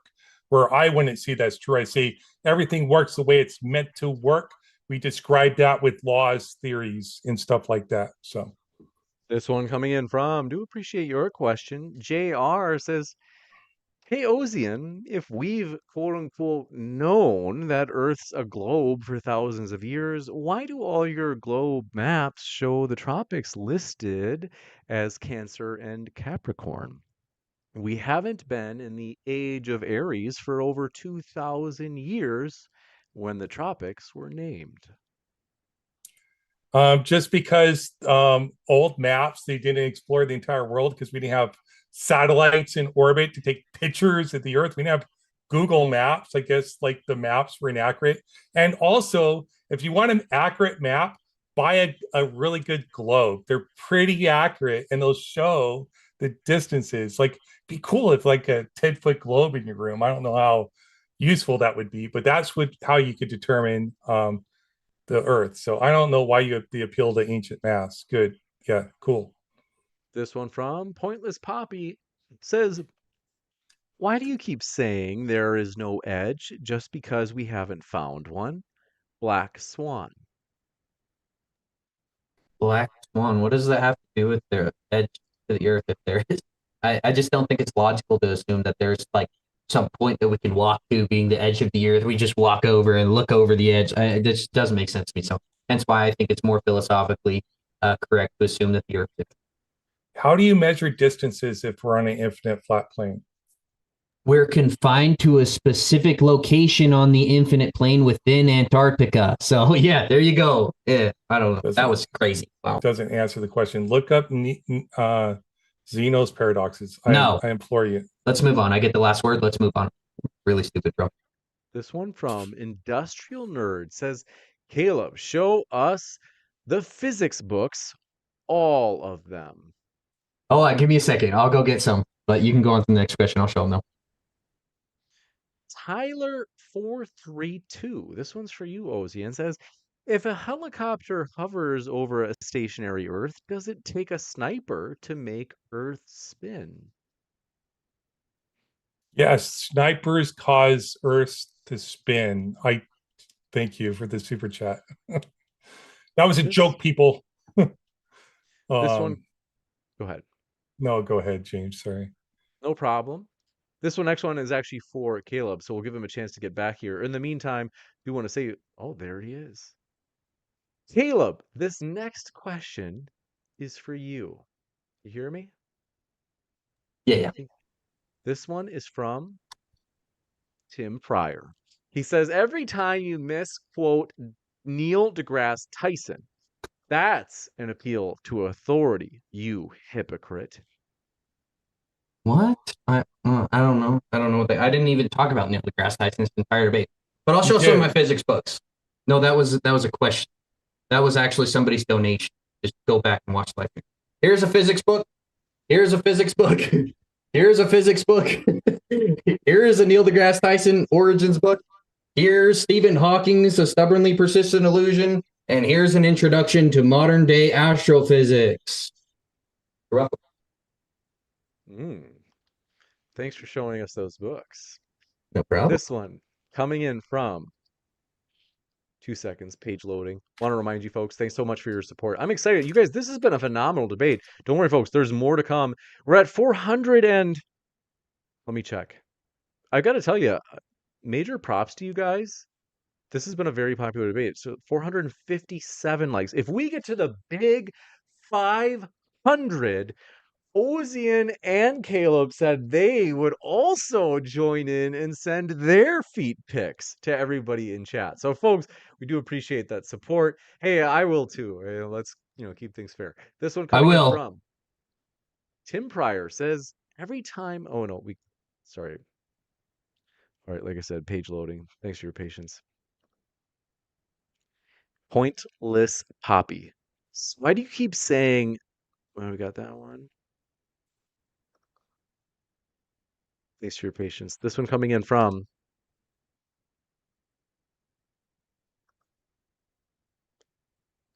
Pointless Poppy says, I'm not saying there is an edge. I'm a glober. But the only reason you gave for an infinite Earth is because we never saw the edge. Then appealed to ignorance. That's a black swan fallacy.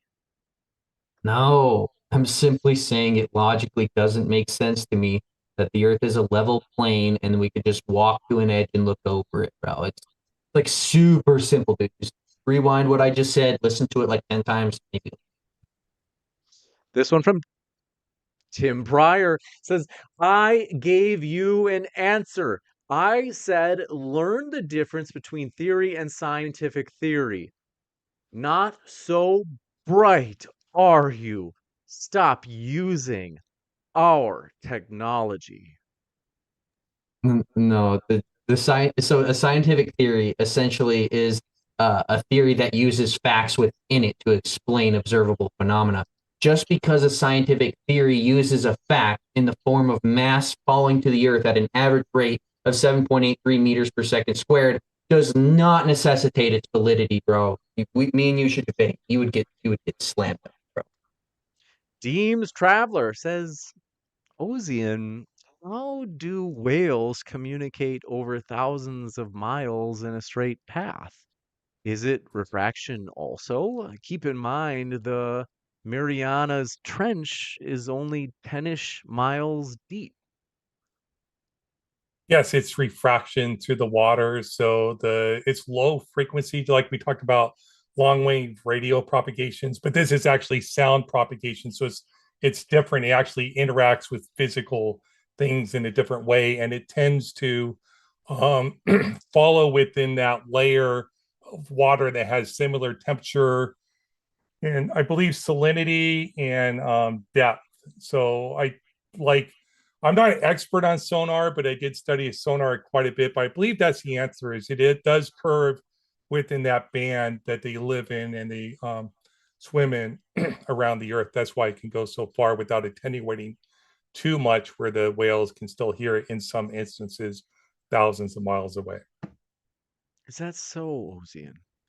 This one Yeah, I'm coming pretty in sure. from Tim Pryor says, Caleb, why is your buddy? Is it? So, okay, they say that's how many zeros? $1,000 to give an accurate flat Earth map right now that explains seasons, time zones, sunsets, lunar eclipses, any eclipses for that matter. They're saying they'll give you $1,000 if you can do that right now. You're going to need a lot more than $1,000, brother, to fund all the cartographers to actually physically figure out the shorelines to all the continents with in relation to the oceans. It's going to cost millions, brother. Start saving up, homie. Wow. Juicy. Let me just double check for any last ones. We have one from Otto. It says, I want to ask how he explains oval shapes of craters on the edges of the moon and Mars, which can be checked by anyone. Yeah, there's no way to claim exactly why that happened or what the medium is of the moon because we can't follow the scientific method and go up there and use an apparatus or an experiment to actually test it. We can only use things like pseudoscience, like spectroscopy, which is an absolute pseudoscience. It's the study of color. So, illogical question. No way to deduce that. We've gone there. We have pictures. People can use Yikes. telescopes. They can see them. Yeah, when they brought the moon rocks back, they proved that they were petrified wood. That's awkward. No, one that was the chain of custody was not known for that one specific moon rock that was claimed to be moon rock. Dude, beg the question that a bunch of Freemasons You're went through begging and the back. question. Whoa. You're begging the question. Hey, no need to interrupt. I get the. Are you hurting? You get the last response. Go ahead. Okay. You can beg the question all you want for the rest of your life that a bunch of Freemasons went through a vacuum and landed on a rock. That doesn't make it real. Beg the question, affirming the consequent. There's no evidence that we actually did any of that. Hence the loss of the telemetry data. So cool. If you want to believe a bunch of Freemasons played golf on the moon, go for it, bro. This one coming in from Thank you. Eli says, question to Caleb. Have you ever studied calculus or differential equations? What is the highest level of math that you've learned? Appeal to academia, appeal to studying freaking physics. I've studied physics. You don't need to study math to understand how physics and science work. So I more or less, I skip the math part because it's only descriptive. It's not explanatory. Again, science explains, math describes. This one coming in from Robert Kazi says, Ozien, why did you mute my flat earth arguments?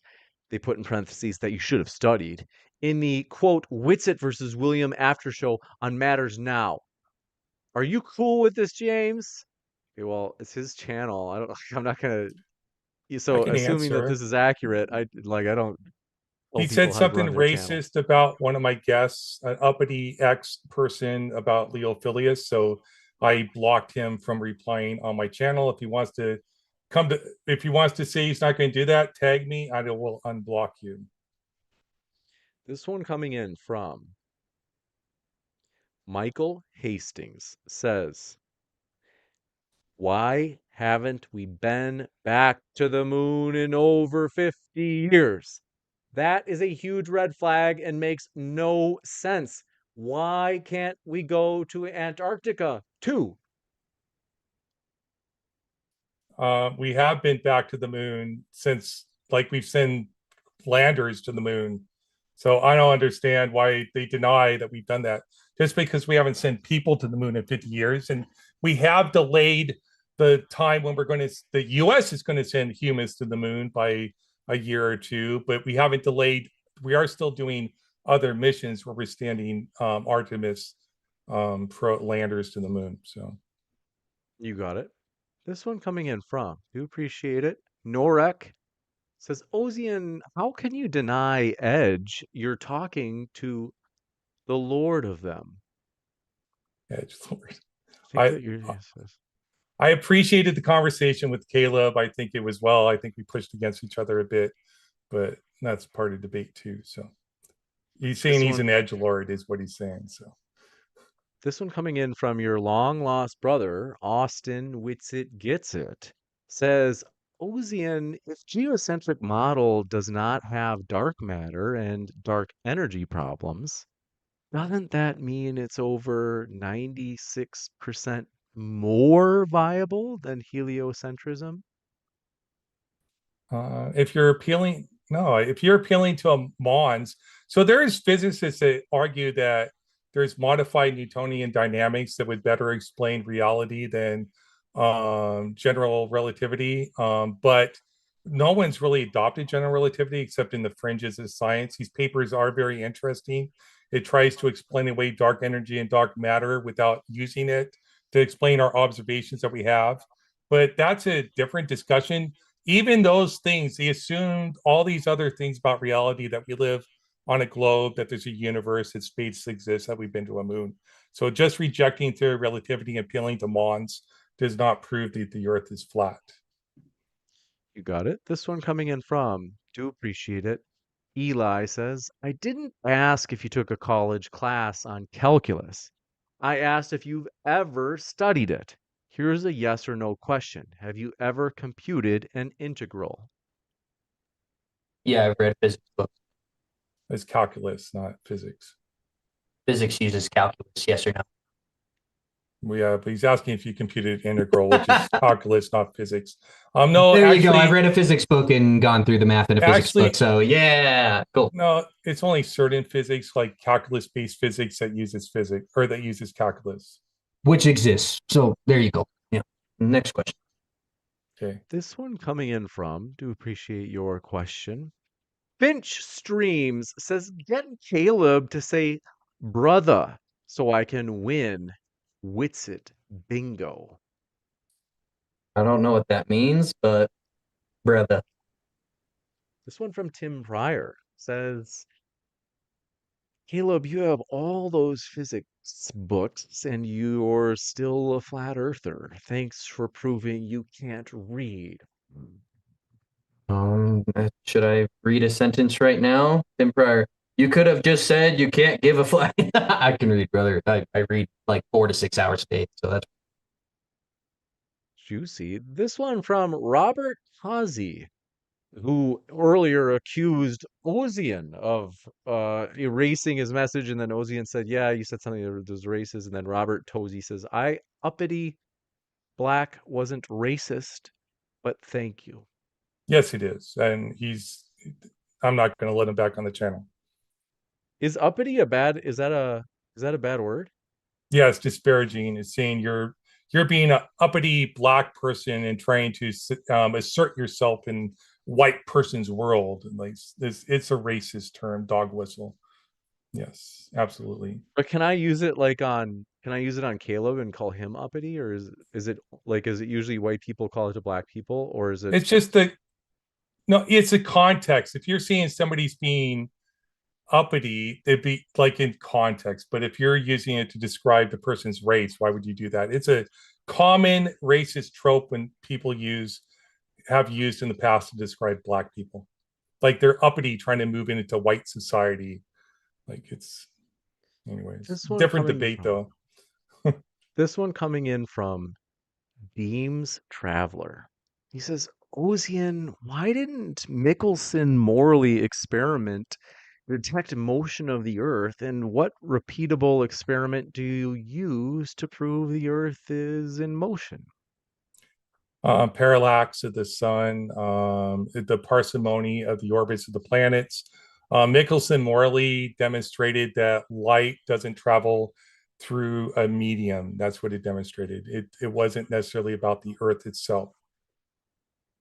This question coming in from Tim Pryor says, Caleb, you could have just said you can't give a flat Earth map that's accurate without all that nonsense that you said.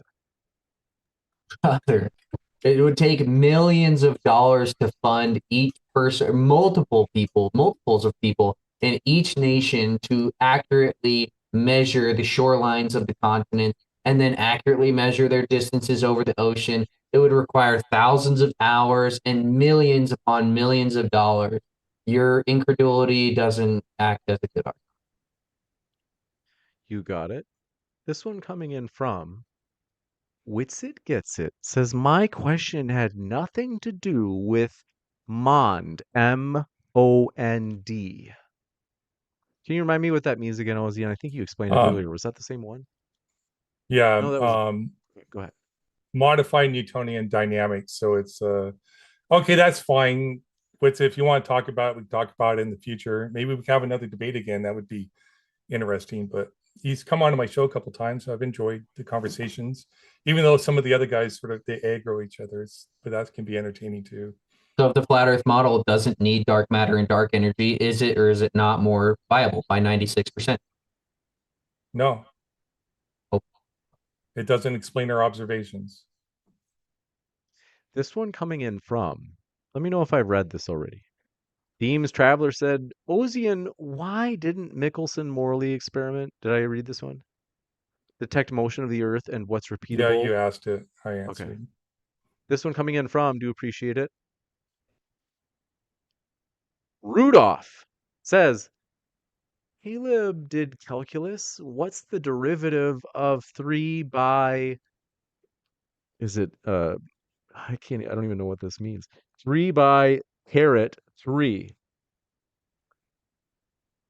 I don't know how to say this, to be honest.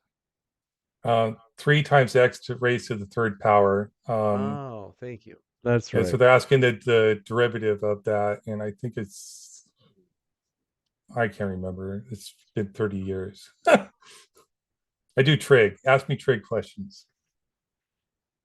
It's just a gotcha question. I wouldn't worry about it. It's a gotcha. Okay, so question. it's 3 times 3 to the third power, so it'd be 3 times 27, which would be like 81. He's asking for the derivative. What do you mean derivative? It's calculus. He's not answering to the question of 3 times 3 to the third power? No.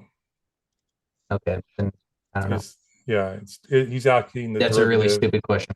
It's a calculus question. This one coming in from... Go ahead. Go ahead. Sorry. Danny D. Soul says, I'm an idiot. Kind of like our government.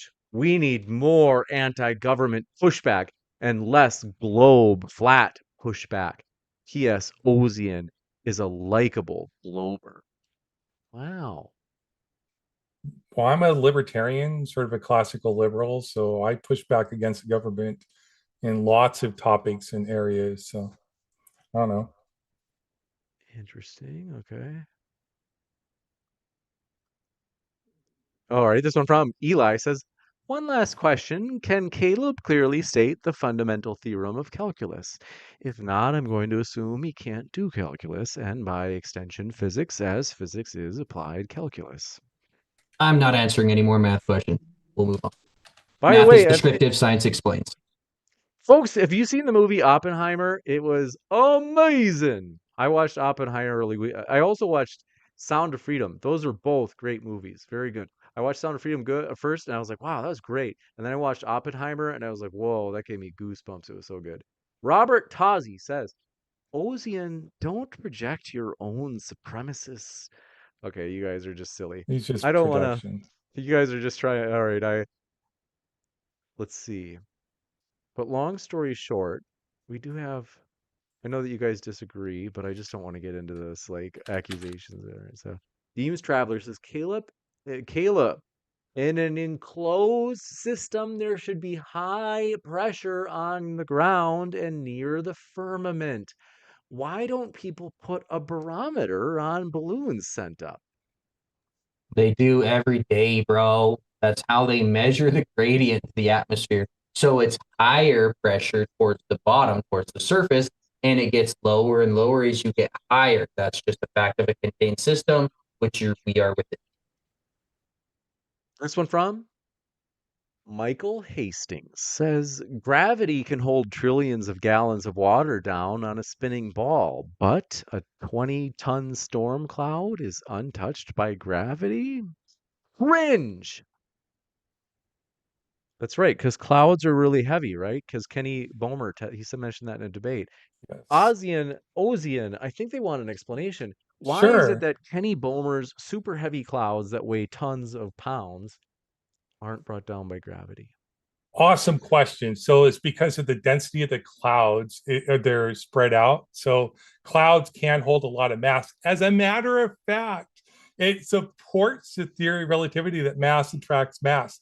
It actually, if you get big, huge thunder clouds or big thunderstorms are really, really, really heavy, full of water, and they're low hanging, it actually will cause things underneath this thunderstorm, those clouds, to be lighter because the clouds are actually attracting you up and you get slightly lighter because of heavy thunderstorms. It's very minuscule, but it is an actual phenomenon. Interesting. Next up. Looks like that's actually, let me just double check. I've got It's one good because more. I got to go.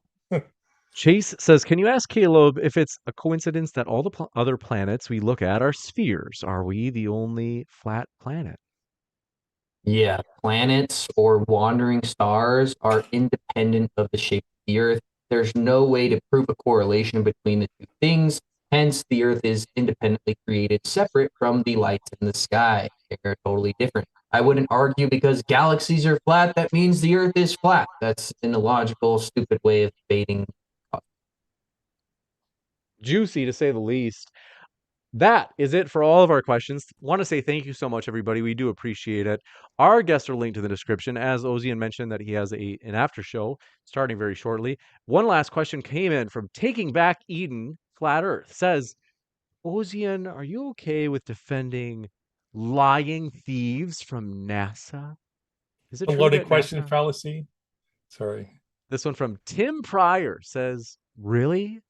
Kaleb, anybody can measure Earth without spending millions of dollars? Thanks for proving you're not that accurate. Okay, go find a bunch of people that will, in every single country, that will measure the shoreline to the entire continent for free, bro. Good luck, dude. You're literally. Juicy, to say the least. Folks, I'm going to be right back. So like I said, I'm going to let our guests go. They haven't gone to the bathroom this entire time. That's like 3 hours and 43 minutes. Yeah, I need to. I'm going to let our guests go, but I will be back in just a moment, folks. And we're actually going to start something new at Modern Day Debate here. So stick around. I'll be back, like I said, in just a few seconds. So thanks very much, folks, for being with us. And stick around as I'll be back in a moment.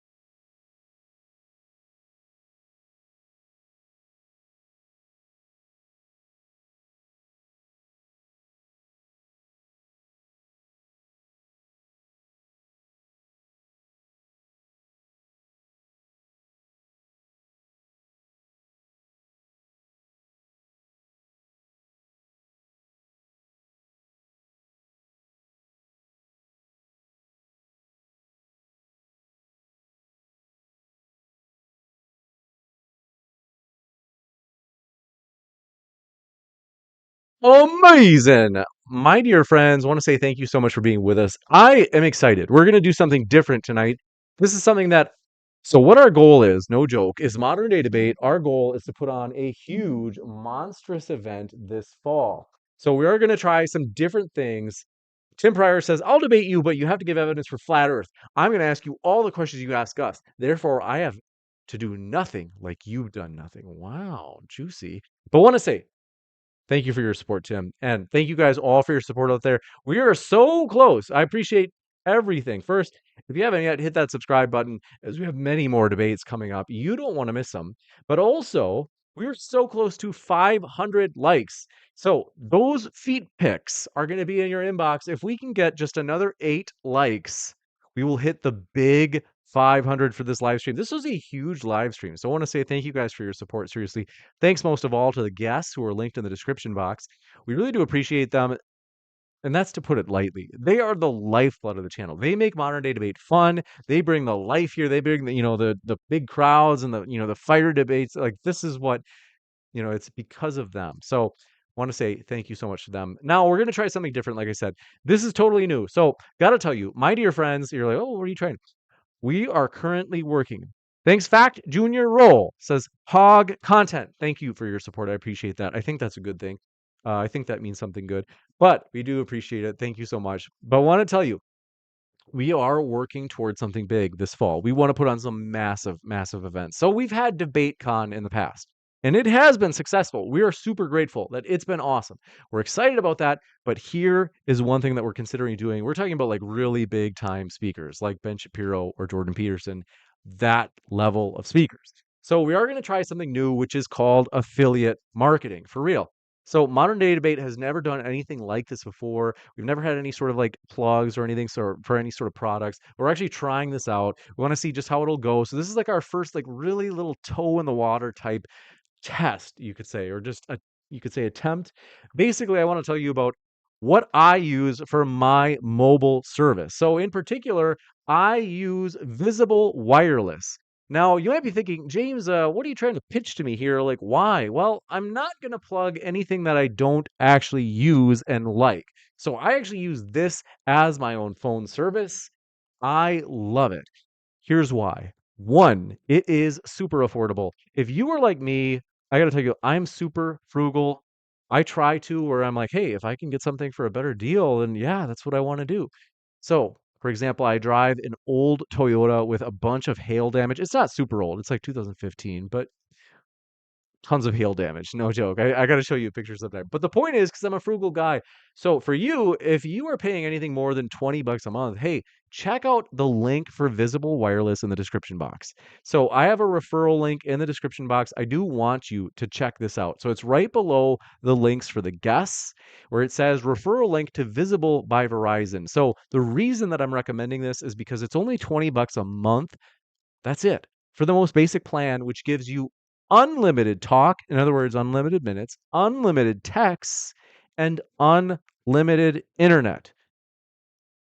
It's amazing. So it's like 5G or 4G, whatever your phone can use. And like I said, $20 a month. Here's where it gets even more cool is that you can use unlimited data for a hotspot.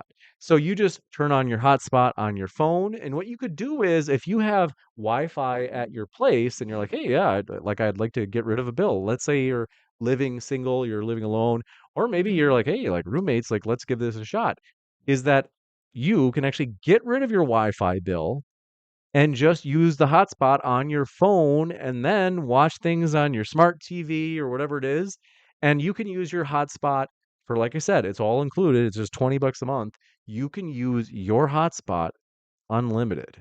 So in other words, let's say you come home, you turn on your hotspot, and then you turn on your smart TV, and it connects, it finds the connection to your phone, and you can watch your smart TV using the data from your phone. So it's basically like you have Wi-Fi at home. It's just instead of having a router that you have to pay the big bucks for, you're just using your phone and it has unlimited hotspot data. So it's amazing.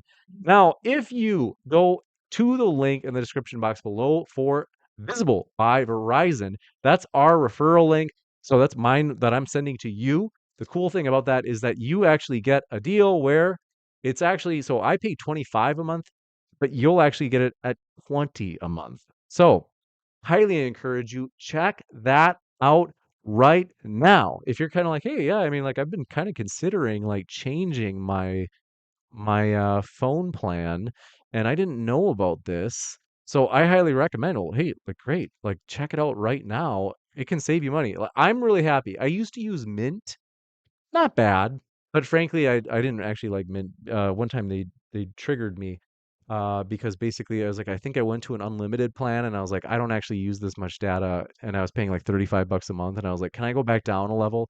And it was so hard. It was just honestly like a battle with them where I was like, please, like, why can I not go back down? This, you don't have to worry about that. Like I said, $20, unlimited internet, unlimited text, and unlimited phone call minutes. So honestly, I love it. I've never been more happy. I also used Heather, I think it was called. I've always looked around for I tried Boost, and I can tell you, Visible is the best out of all of them. And it's always like I've got good, strong connectivity, like a good signal from like so. I mean, it's because it's ultimately it's just Verizon, but it's just like they're offering like a cheaper service. So I've got to tell you, that's one thing I love is man, it is so cool that I'm just driving around town. And I used to say like, oh yeah, it's I got to download everything because that way, I'm not using my data if I'm driving and I'm listening to a YouTube video or something or a podcast, whatever is because I would be thinking like I can't, I don't want to use too much data because let's say I only had like 10 gigs a month or something, or it used to be like, man, you used to pay like $25 a month for like 2 gigs. Basically, the cool thing is that I was like, oh man, like I used to have to download stuff like on my phone, like podcasts, whatever, because I didn't want to stream anything while I was driving, let's say, is now I'm like, don't even worry about it. Unlimited internet or data, I should say. So I got to tell you, folks, it's a great deal. If you're like me, like I said, the old phrase, waste not, want not. So in other words, hey, like find a good deal for your phone service. And maybe you've been thinking, you're like, I've been kind of mulling over, like if I want to change carriers, well, you can click on that link in the description box. Anathema, just put it in the live chat. I'm going to pin that. So I highly encourage you. Thanks, Anathema, for doing that. I didn't even think of that, and I should have. Is that link that was just pinned at the top of the chat, MDD Visible by Verizon link. Thanks for that, Anathema. Is right there. You can check it out. $20 a month for real. That's even cheaper than what I get because, like I said, I get it at 25, and I'm still happy with it because I'm like, hey, it's a great deal. It's not all the. I've got to be honest with some of the other cheap carriers like Boost and what else did I do that? Oh yeah, Mint. I like had some to put it lightly, I was annoyed like sometimes at their service in terms of the quality of the service. And then the cost a month, I mean, that's cheap as dirt. Click on that link that's either in the description box, including at the podcast. I got to figure out how we could put this in the podcast. So I want to tell you, check that link out in the description box, whether it be here on YouTube or on the podcast. And if you're on YouTube and you're looking at the live chat right now, hey, look at the chat pinned at the top as that has an amazing link. That's our referral link. So you can check that out. And I want to say thanks all for your support. As we are gonna, like I said, we're gonna try doing some different stuff for Modern Day Debate. We'll eventually, once I finish the doctorate, which is hopefully going to be May, that's the plan, is I'm probably going to actually start doing more regular streams where we might do things like commentary, things that are basically going to hopefully bring more awareness about our upcoming huge events this fall. So we do appreciate that. Love you guys. Thanks for all of your support. Appreciate you being with us. That was an amazing debate. Seriously, that was like fiery and fun and high energy. And excited though, as you guys are probably, if you just reloaded the page and you're like, hey, James, we got 512 likes, man. Where are those feet pics? I'm checking my email right now. They haven't come yet. Don't worry. I'm going to talk to Austin Witsit gets it, and he'll send them all out. So, but yeah, thank you guys. Seriously, you guys make this fun. I do appreciate you hanging out here. I'm going to say hello really quick, and then I've got to go. I got to go to the bathroom. So, um, Anathema, good to see you in the live chat. Neophyte IRL, thanks for coming by. V Thomas, happy to have you here, as well as Danny D Soul, happy to have you. Prof Phil Bell, good to see you. L8, happy to have you here. Philly 3000, thanks for coming by. Commercial sound and video, glad to see you back here, man. Danny D Soul, happy to have you here. And Rodman, thanks for coming by. Tim Pryor, thanks for your super chat. Said, I will debate him, but on the same terms that he demands. Yeah, that sounds like a fun debate, man. If you want to reach me, by the way, if you are interested in flat Earth debates or, basically making the case for the flat Earth, ooh, excuse me, or the globe Earth, I've got to tell you, modern day debate at gmail.com is my or what is it, my email address. So I do highly encourage you, hey, like, send me an email if you're like, hey man, I've been wanting to get in on these flat earth, globe earth debates for a while. And shoot me an email if you're like, hey, that'd be fun. When we're looking for new faces, new people. So that's modern day debate at gmail.com. No spaces, no hyphens, just the 3 words, modern day debate. Right there, no spaces, no hyphens, modern day debate at gmail.com. That's also, I think it's, you can also find that on our about page for the YouTube channel.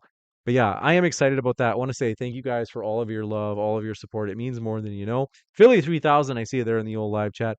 Thanks for your support, Neophyte IRL. That means more than you know, brother.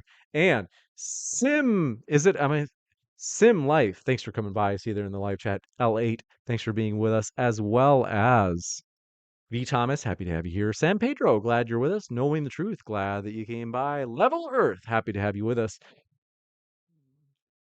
Rudolph, good to have you with us. Happy that you are here. I desperately have to go to the bathroom, so I'm going to leave in a moment. Philly 3000, happy to have you here with us. Dylan Moltz, thanks for being here. Yahooligan says you're my favorite moderator on Modern Day Debate next to Ryan and Justin. That's funny. Thanks for being here, Justin. Good to see you, man. I'll see you on Sunday at 12, Justin. We'll get that based stream element set up going, man. Danny D. Soul says, I am Sofa King. I got you. Thanks for your being here, brother. And NetTube user, thanks for coming by. And also, that's cool. That's your 3rd super chat on a live stream, Danny D. Soul. So thanks, man. That's cool. Appreciate that. And Dave Gar, good to see you. Happy to have you here. Hannah Anderson, glad to have you. Said, good to see you here. Good debate. Finch Streams, glad to have you with us. Says, I'm glad I was here. And Adam, AEO, thanks for coming by. Love you guys. Thanks for making this fun. I will see you at the next debate. We're excited about the future. As at Modern Day Debate, we are constantly working on improving, making things better, taking the next big step as we are providing a neutral platform so that everybody can make their case on a level playing field. At Modern Day Debate, we care about people having the freedom to make the arguments that they want, as well as a neutral platform.